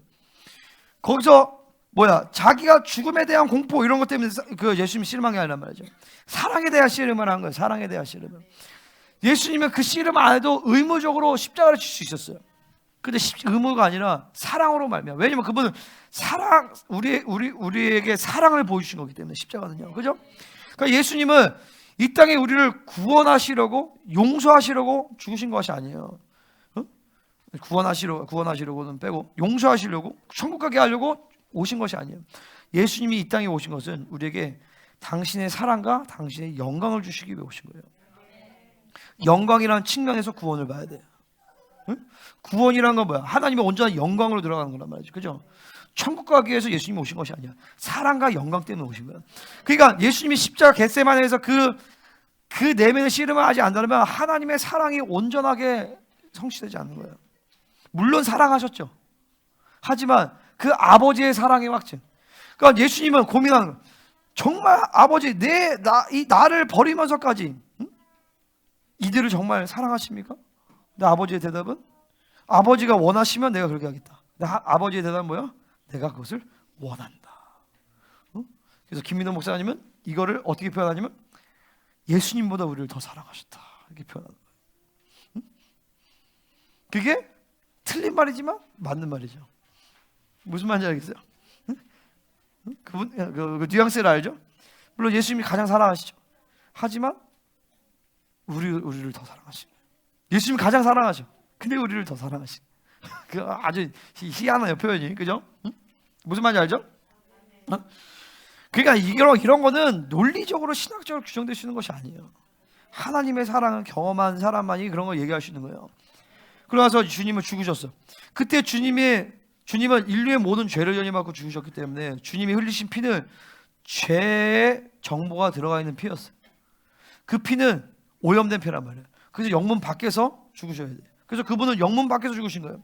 근데 그분은 동시에 하나님의 아들이었어요. 그분이 성령으로 말미암아 부활의 능력으로 부활하셨어요. 하나님의 아들로 선포되신. 그게 이제 로마서 1장 4절에서 나오는 거예요. 하나님의 아들로 성경의 영어로는 죽은 자들 가운데서 부활하사 능력으로 하나님의 아들로 인정되셨다. 선포되셨다. 할렐루야. 그게 하나님의 아들인데 왜 인정되셔야 돼? 하나님의 아들됨을 포기하셨잖아요. 근데 이제는 온전케 됨으로 말미암아 하나님의 아들됨을 다시 합법적으로 다시 나 하나님의 아들됨의 권세를 다시 취하신 거예요. 근데 그분 안에 또 피가 있어. 그 피는 하나님의 아들의 피예요. 그 피는 한 번도 죄를 짓지 않은 피예요. 그보다 한 번도 죄를 짓지 않은 성결의 영으로 완전하게 되시거든요. 그 피를 가지고 하늘의 지성소로 오르셔서 그분이 대제사장인데 송아지의 피와 안수받지 않은 염소의 피가 아니라 자기의 피를 가지고 하늘의 지성소에 오르셔서 지성소에 땅의 그 속죄소가 아니라 하늘의 지성소에 오르셔서 거기 하늘의 보좌 앞에 있는 죄의 파일을 당신의 피로 샤다 속죄하신 거죠. 그래서 뭐라고 하냐면 내가 너희를 영원히 온전케 되었다. 응? 아멘. 그 하늘의 헤드쿼터에서는 우리를 절대 죄인으로 보지 않아요. 정죄감이 없어. 근데 죄를 지으면 그 죄는 내 양심이라는 데 기록이 돼. 근데 그 양심의 죄도 문제가 안 돼. 왜냐면 그 보혈이 동일한 피가 내 안에 뿌려졌기 때문에 내재되어 있단 말이에요.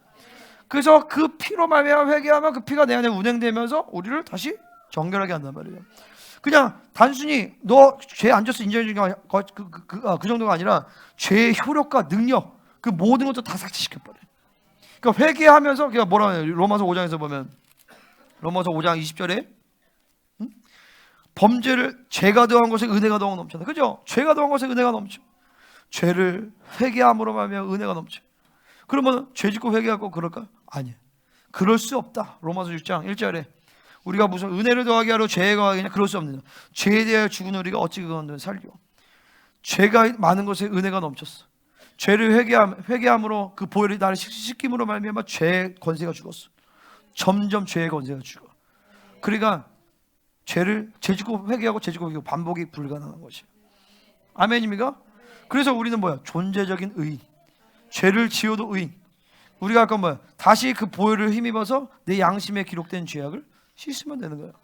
단순히 죄의 기록만 씻을 뿐만 아니라 죄의 효력과 능력, 사르스의 모든 분량도 다 씻어버린단 말이에요. 그러니까 봐봐요. 우리 안에 예수 그리스도의 구원의 사건으로 말미암아 예수의 피를 주시고 하나님의 말씀을 주시고 성령을 주셨어요. 그래서 물피 성령은 하나예요. 그래서 하나님이 우리에게 뭐라고 얘기하시냐면 너는 나를 본받아라. 너희는 예수를 본받아라. 하나님의 사랑을 받는 자녀와 같이 하나님을 닮아라. 본받으라고 얘기하는 거예요. 어떻게 하나님을 닮아가? 내 안에 하나님의 모든 것이 와 있기 때문에 하나님 닮아가시다. 그거를 제한하지만 않으면 돼. 그거를 드러내기만 하면 돼. 그분만 따라가면 되는 것이. 할렐루야. 그러면서 이제 구원 보혈에 대한 얘기를 한 거예요. 그죠? 중생이 씻음했고 성령이 새롭게 하심했고 보혈에 대한 얘기를 했어요. 그러면서 이제 6장은 무슨 얘기하냐면 자, 그래서 3S 교리 사탄이 세큐라토에서 셀프를 낚시질하기 때문에 또 옛사람이 살아난단 말이에요. 근데 그 옛사람은 죽었다라는 걸 얘기하는 거죠. 그죠? 아멘? 그래서 우리는 죄에 대하여 죽었다. 응? 아멘? 자, 로마서 6장. 야, 진짜 엄청난 총정리다, 진짜. 6장 2절. 죄에 대하여 죽었다. 뭐냐면 죄의 기능이 죽었다라는 거예요. 우리 안에 우리의 새 사람은요, 죄를 짓는 게 불가능해요. 죄를 짓는 게 불가능한 존재야. 죄를 안 지르고 노력을 할 필요가 없어. 새 사람으로 살면 돼. 아멘? 자, 제일 어려운 건 죽음이야. 그죠? 죄를 안 지를 필요가 없다니까. 죄를 짓고자 하는 옛사람이 죽으면 돼요. 그죠? 그게 어려운 거예요. 그죠? 죄와 싸우는 것도 아니야. 옛사람과 싸우는 게 제일 중요해. 근데 옛사람과 싸움이 중요한데 그게 제일 어려워요. 그러니까 주님이 해놓으셨어. 옛사람을 죽여놨네? 우리가 할 건 뭐냐면 옛사람이 죽었다는 것을 믿고 인정하고 선포하면 그 죽음이 실체가 된단 말이죠. 그죠? 옛사람 벗고 하나님 향하여 프로스하고 심령이 새롭게 되므로 새 사람을 입으면 돼. 그죠? 아멘. 제일 중요한 게 제일 어려운 게 옛사람의 죽음인데 그걸 주님이 끝내놨어. 우리 그걸 믿고 인정하고 선포하고 받아들이고 그러면 돼요. 아멘. 그러면 새 사람이 가동된단 말이에요. 그죠? 그리고 또 뭐야? 두 번째로 6절에 7절에 죽은 자가 죄에서 벗어나 의롭다 하심을 얻었다. 죄에서 벗어났다는 거예요. 죄의 영향력에서 벗어났다. 죄의 영향력이 이렇게 온단 말이에요. 그래서 죄의 영향으로부터 벗어난 거야. 응? 아멘. 자, 핵폭탄을 딱 터뜨렸어. 그 원자폭탄의 그 영향력에 그 방사선의 그 영향이 있단 말이에요. 그 죄의 영향력을 받는단 말이야. 하지만 그 죄의 영향력으로부터도 벗어났대. 뭐는 새 사람은요. 여러분 봐, 여러분 죄를 짓지 않아도 이 나라의 죄의 영향력이라는 것이 있어요. 그죠? 가문적인 영향력이 있단 말이야. 새 사람은 그 영향력을 받지 않아. 응? 자, 세 번째로 자 14절 같이 얘기했습니다. 시작. 물. 아멘. 세 번째로 뭐라고 하냐면 죄가 주장하지 못한대. 이 주장한다는 것은 뭐냐면 바실레이아예요. 통치하다, 왕이 되다는 뜻이에요. 죄가 더 이상 나에게 왕노를 하지 못하다. 죄의 힘이 적용되지 않는다라는 거예요. 반대로 뭐야? 세 사람의 통치 안에서 은혜가 내 안에서 왕노를 한다라는 것이죠. 자, 마지막 네 번째로 18절 읽겠습니다. 시작. 죄로부터 완전한 해방을 선포하는 거야. 죄로부터 벗어났다. 아멘. 의에게 종이 된 것이죠. 이게 6장의 내용의 전부예요. 자, 7장은 뭐냐? 법과 자아, 율법에 대한 관계. 자, 자아가 범죄를 죄를 지으면 율법의 고발을 받아. 율법의 고발을 받으니까 원수로부터 참수를 받는단 말이죠. 근데 죄에 대하여 죽었기 때문에 율법에 대한 고발로부터 자유예요. 그죠? 아멘? 그걸 얘기를 하는 거예요.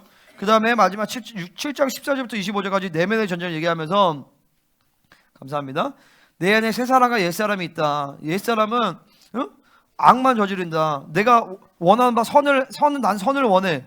내 안에 새 사람은 선을 원한단 말이죠. 근데 보니까 내 안에 다른 게 있어. 다른 어떤 법이 있대. 시스템이 있다라는 거예요. 그게 바로 뭐야? 옛 사람이란 말이죠. 그 옛 사람이 내가 원하는 선을 행한 게 아니라 악을 하게. 내 속사람은 하나님의 법을 즐거워한대. 새 사람은 하나님의 법을 즐거워한대. 영의 사람이란 말이야. 근데 내 지체 속에 한 다른 법. 지체 속은 뭐? 육체라면 육신, 사르스 안에 있는 이 옛사람은 다른 법을, 그러니까 우리는 뭐예요? 계속 옛사람을 죽여가면서, 그죠? 새 사람을 번성시켜 나가면 이 내면의 전쟁에서 승기를 잡고 5대5, 6대4, 8대2, 9대1, 10대 빵이 되면, 할렐루야. 이제 8장 1절의 고백이 나오는 거야. 8장 1절 시작. 정죄함이 없다. 아멘. 자, 2절도 시작.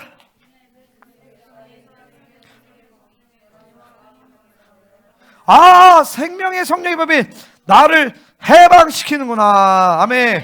아멘. 해방되는 거예요. 해방을 선포한단 말이죠. 그러면서 성화에 대한 원리가 나오는 게 이제 8장에 대한 내용인데, 몇 가지 한번 볼게요. 자, 중요한 건 뭐냐면 생각이야. 육신이 따르지 않은 육신의 일을 생각하고, 성령을 따르지 않은 영의 일을 생각한다. 그러니까 이 생각이라는 것이 성령이냐 육이냐 이런 거를 결정짓는 이 방향키란 말이죠. 그러니까 계속 생각을 하나님께 고정할 수 중요해. 여기서 또 중요한 게 뭐냐면 8장 12절 읽겠습니다. 시작.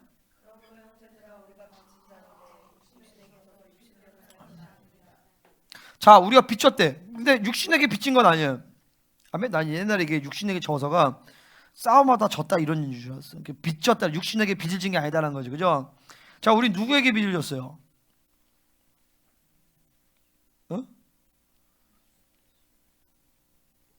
예수와 조금 다른 말이야. 누구에게 빚을 졌어? 마귀에게 빚을 졌어? 누구의 빚을 졌냐면 하나님의 의의 빚을 진 거예요. 정확히 표현하면 예수님이 아니야. 아버지 앞에 하나님께 의의 빚을 졌기 때문에 그 빚을 예수님이 대신 갚아주신 거죠. 그죠? 아멘? 그럼 이제 우리는 육신의 빚이 없어. 자, 우리는 이제 의의 빚이 있었어. 의의 빚을 주님이 갚아줬죠. 그죠?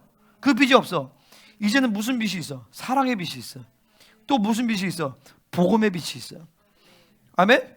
자, 원수에게 빚이 없어요. 육신에게 빚이 없어. 야, 육신의 빚이 없다는 건 뭐예요? 여러분 이제 자, 해방해요. 자, 준비하세요. 먹고 살기 위해서 노력할 필요가 없다. 아멘. 여러분에게 진 의무는 뭐냐? 바로 영적인 의무만 있다. 아멘. 믿음이에요. 믿음. 육체의 빚이 없다. 나는 육체의 의무로 사는 자가 아니다. 자, 왜 취업해야 돼? 먹고 살려야 되니까. 처자식 먹여야 되니까. 아니야. 하나님의 영광 때문에. 나 설교해야 돼. 왜? 목사니까. 아니야. 하나님의 영광 때문에 그래. 그 영광이 와요. 그러면. 응? 응? 영광이 와. 응? 먹고 살려고 하는 것이 아니야. 하나님의 영광 때문이야. 너는 육체의 빚이 있는 자가 아니다. 그 빚은 내가 다 갚았다. 너는 오로지 영의 의무, 나를 사랑하며 나와 함께하며 나를 섬기는 그런 영의 의무밖에 없다. 할렐루야. 이 하나님의 영을 받아들이면 바로 육체의 빚이 죽어지는 거예요. 이제 영의 의무로만 사는 거죠. 자, 13절 중요해요. 13절 읽겠습니다. 시작.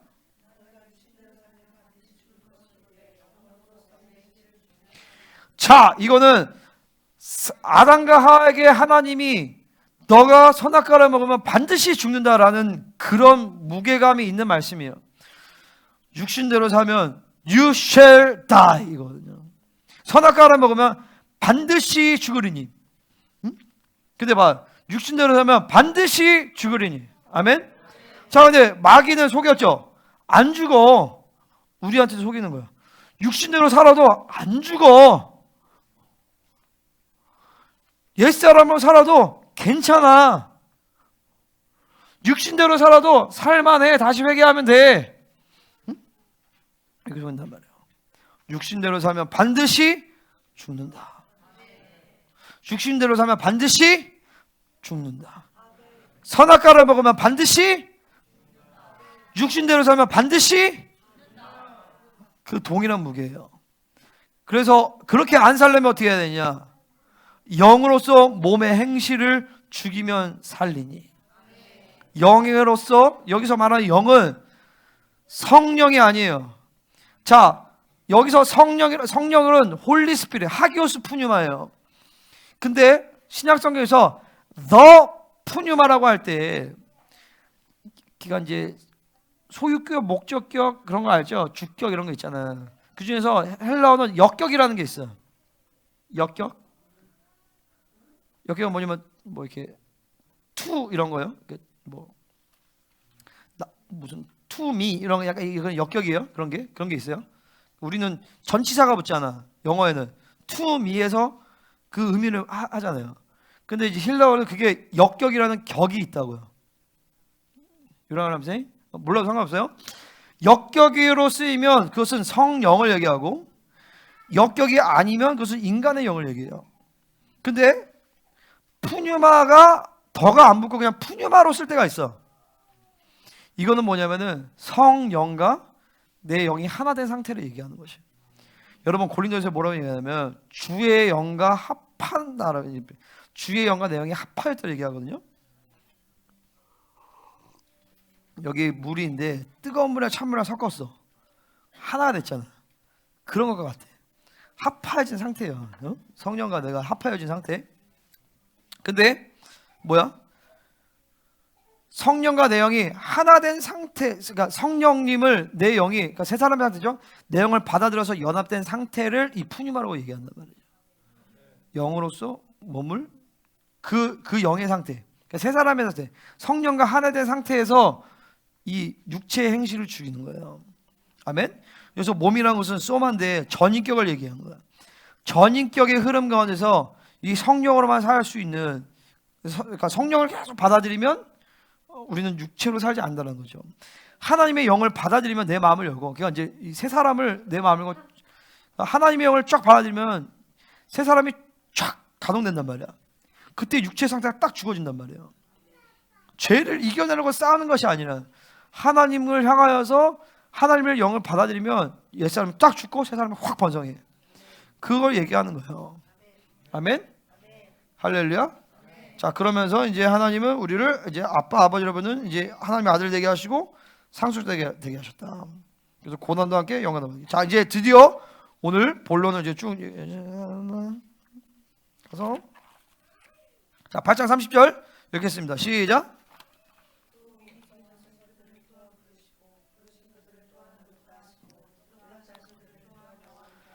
이게 하나님이 우리를 향한 유일한 예정이다.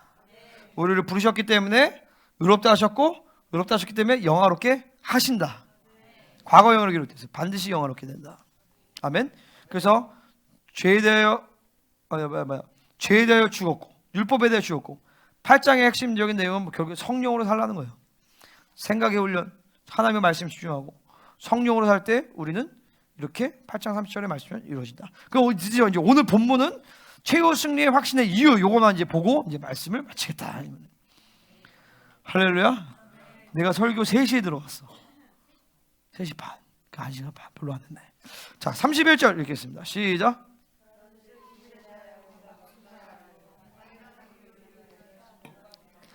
할렐루야. 하나님이 우리를 위하시면 누가 우리를 대적하리요. 최후 승리의 확신의 이유, 하나님이 우리를 위하시기 때문에.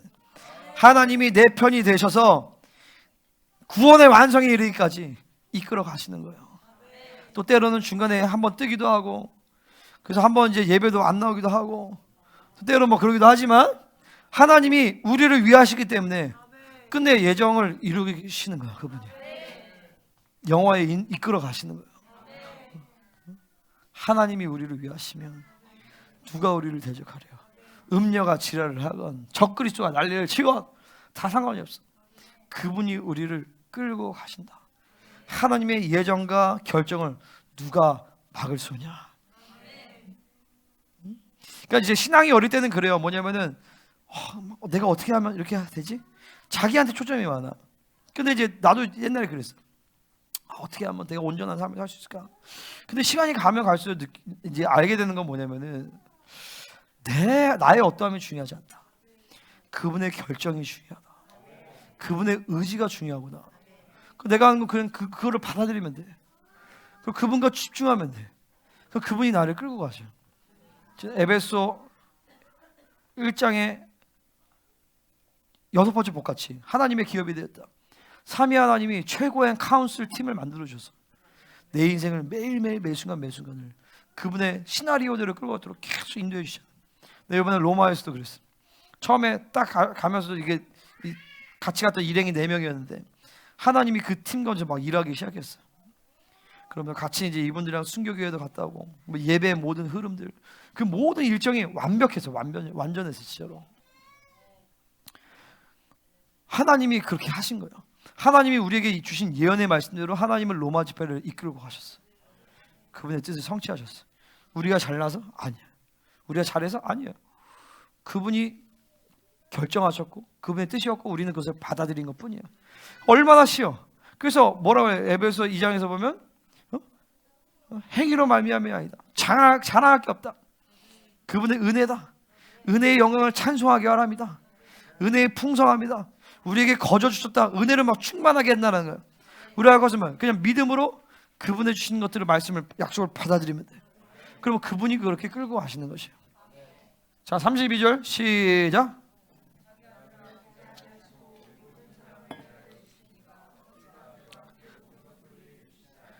자, 아들이라고 했어요. 이 아들이 그러니까 예수님을 하나님의 독생자로 표현하잖아요. 근데 독생자라는 표현보다도 그러니까 여기서 독생자야. 근데 아들 또 나올 수도 있어, 그죠?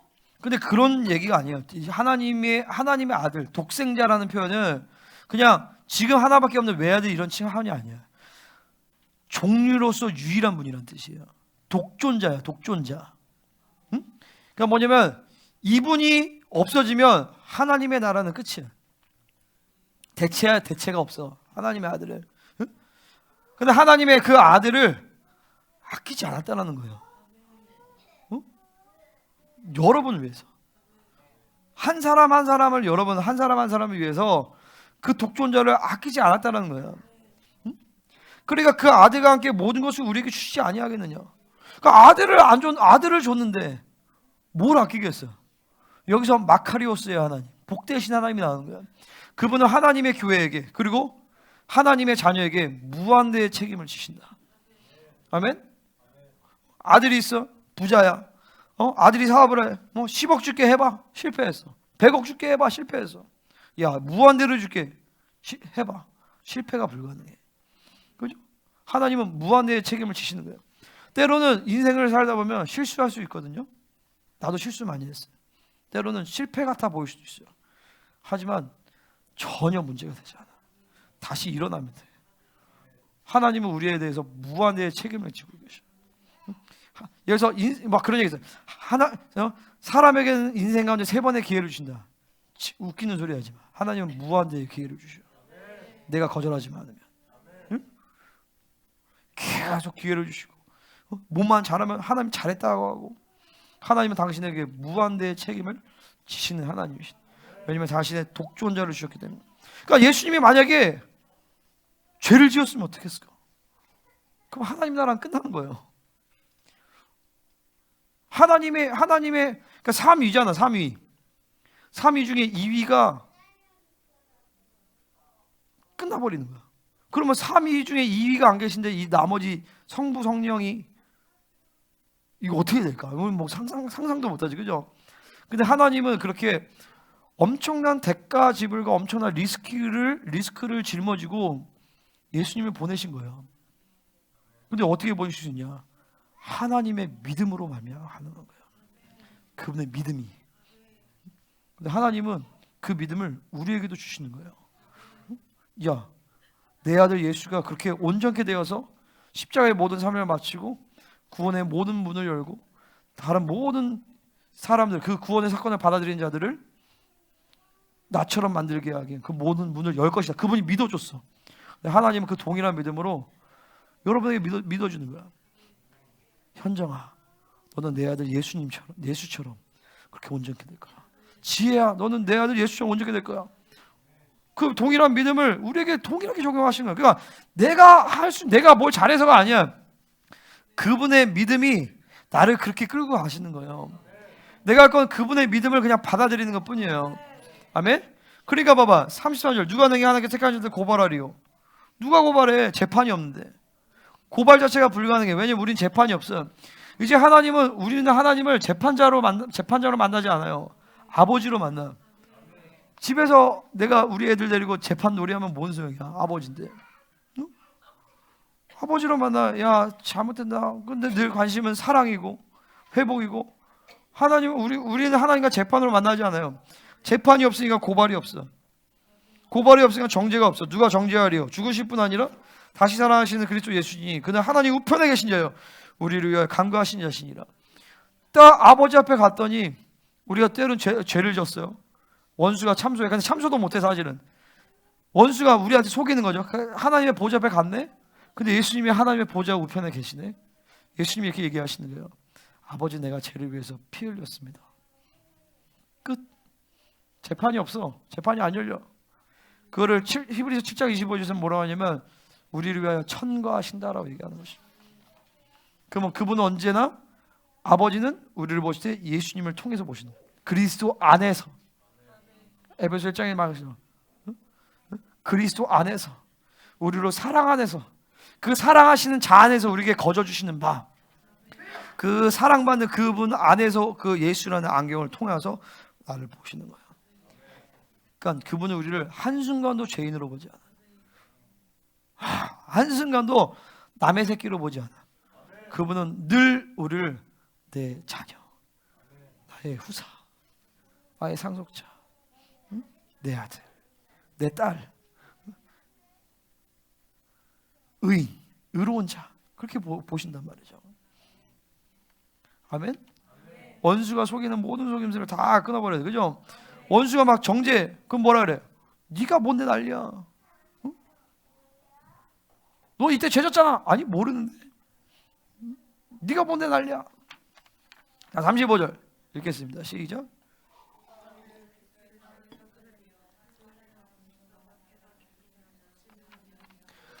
자, 39절에서 하나님의 사랑의 표현이에요. 근본적으로 사랑은 아버지가 부어주세요. 근데 여기서 그리스도의 사랑이라고 해요. 그리스도의 사랑이란 뭐냐면 왕의 사랑을 얘기하는 거예요. 응? 자, 나를 완벽하게 책임지시는 사랑이에요. 그리스도의 사랑은 나를 완벽하게 책임지시는 사랑. 응? 영적 전쟁의 승리의 비결이 여기 있어요. 강력한 무기, 은사, 능력이 아니야. 영적 전쟁 최후의 승리의 비결은 바로 그리스도의 사랑이에요. 왕이 나를 사랑하시는데 환난이나 공고나 박해나 기근나 적시나 위험이나 칼이라. 기록된 바 우리가 종일 주를 위하여 죽임을 당하게 되며 도살당할 양같이 여김을 받았나이다. 이게 로마에, 내가 거긴 가보지 않았지만 사도 바울이 감옥에 갇혔던 그 감옥이 있어요. 로마 그러니까 그 사도행전에 나오는 로마의 감옥에 갇혔던 그 감옥. 그 내가 갔던 데는 사도 바울이 죽기 전에 갇혔던 감옥이에요. 감옥이 조그매요. 엄청 조그매. 사도 바울은 거기서도 죽음을 두려워하지 않은 거예요. 왜냐면 그리스도의 사랑이 그를 덮어갖고 있었기 때문에. 응? 아멘. 자, 고린도후서 7장에서 보면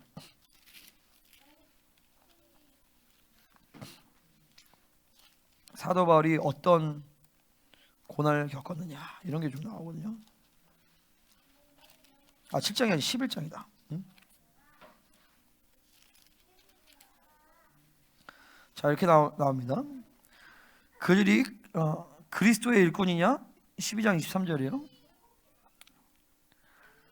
그들이 그리스도의 일꾼이냐? 정신없는 말을 하거니와 나는 더 그러하도다. 내가 수고를 넘치도록 하고 옥에 갇히기도 더 많이 하고 매도 수없이 많고 여러 번 죽을 뻔하였으니 유대인들에게 40에서 하나 감한매 39대 맞은 거예요. 그 채찍 맞잖아요. 이제 매년 40대 맞으면 죽으니까 39대를 맞았다고요. 그거를 5번 맞았대. 그러면 40 곱하기 5 200대 정도 맞은 거예요. 195대 맞은 거죠. 3번 태장으로 맞고 1번 돌로 맞고 3번 파손하고 일주일을 깊은 바다에 지냈으며 여러 번 여행하면서 강의 위험, 강도의 위험, 동족의 위험, 유대인들의 위험에서 동족의 위험. 근데 유대인뿐만 이방인의 위험까지 받았다. 시내의 위험, 광야의 위험, 바다의 위험, 거짓 형제 중에 위험을 당하고 또 수고하며 애쓰고 여러 번 자지 못하고 줄이며 목마르고 여러 번 굽고 춥고 헐벗어느라.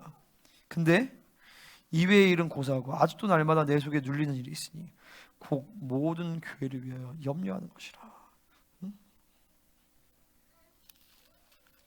사도 바울이 이런 고난 가운데서 이제 이렇게 고백을 하는 거예요. 야, 환난이나 공고나 박해나 기근이나 적신이나 위험이나 칼이야 글로 쓴 게 아니야. 그가 살았던 인생의 흐름들이야. 실제적인 능력이야. 우리가 종일 주를 위하여 죽임을 당하고 도살당할 양같이 여김을 받았어. 근데 있잖아, 심지어 내가 지금도 감옥에 갇혀 있어. 근데 이 모든 일에 우리를 사랑하시니 이로 말미암아 우리가 넉넉히 이긴다. 응? 사망이나 생명이나 천사들이나 권세자들이나 현재이나 장래이나 능력이나 높음이나 깊음이나 다른 어떤 피조물이라도 우리를 우리 주 그리스도 예수 안에 있는 하나님의 사랑에서 끊을 수 없으리라. 아멘. 내가 이 부분을 보는데 정말 막 눈물이 많이 나더라고요. 그러면서 이 콜로세임에서 만났던 그 순교자들의 피, 그들의 어떤 영의 흐름들, 그리고 바울 순교교에서 있던 그 바울의 그 고뇌, 복음에 대한 열정, 자신의 죽음을 염려하지 아니하고 오히려 그 상황에서 복음이 훼손되지 않을까, 하나님의 교회가 타락하지 않을까. 하지만 그 가운데서도 다시 바울은 승리를 선포했을 것이. 그리스도의 사랑에서 누가 나를 끊으시랴. 하나님의 믿음이 결국 이 마지막 때 남은 자의 교회를 영광스럽게 하시겠구나. 하나님의 믿음이 예수 그리스도를 그렇게 모든 사명을 감당케 하셨던 것처럼 하나님의 믿음이 바울 내 인생을 그렇게 모든 여정을 다 마치겠던 것처럼 하나님의 믿음이 그리고 그분의 사랑이 결론적으로 이 모든 인류 역사를 마치고 남은 자의 교회가 하나님의 영광 속으로 들어가서 주님의 오시기를 예배하겠구나. 나는 그걸 느꼈어요. 할렐루야. 자, 우리가 결론적으로 승리할 건 뭐예요? 승리의 비결은 뭐예요? 그리스도의 사랑이에요. 지금도 그 그리스도의 사랑이 우리 안에 부어지고 아버지의 사랑이 부어지고 또 성령님께서 우리 안에 그 사랑을 확증해 주셔요. 그러니까 우리는 넉넉히 이길 수 있는 거예요. 할렐루야. 여러분, 아까 공격이 심했지만 지금 원수들이 어디 갔습니까? 지금 원수들이 없어요. 마치 사도 바울이 이렇게 얘기할 때 이런 것 같아요. 우리가 주를 위하여 이 모든 일에 우리 사랑하시려면 넉넉히 이긴다고 할 때 마치 이런 것 같아요. 대로마야, 시간 없다, 다 덤벼라. 진짜 로마는 대단해요. 콜로세움을 봐도 대단하고, 그 콜로세움의 그 재료가 화산재랑 뭐 어떤 걸 섞어서 만들어서 시간이 갈수록 견고해지게 만들었대. 로마의 시스템이 지금도 전 세계를 움직이는 시스템이에요. 근데 그 대로마에게 사도 바울은 야, 시간 없어, 다 덤벼. 어차피 내가 이겨. 왜? 그리스도의 사랑이 나를 붙잡고 있어. 하나님의 사랑에서 나를 끊을 수가 없어. 그 어마어마한 하나님의 사랑이 나를 붙잡고 있는데 니네가 나를 어떻게 할 수가 있어. 할렐루야. 이 승리가, 이 사랑이, 이 믿음이 우리 공동체가 되고 완전히 실체화될 것을 선포합니다. 할렐루야. 같이 기도하겠습니다.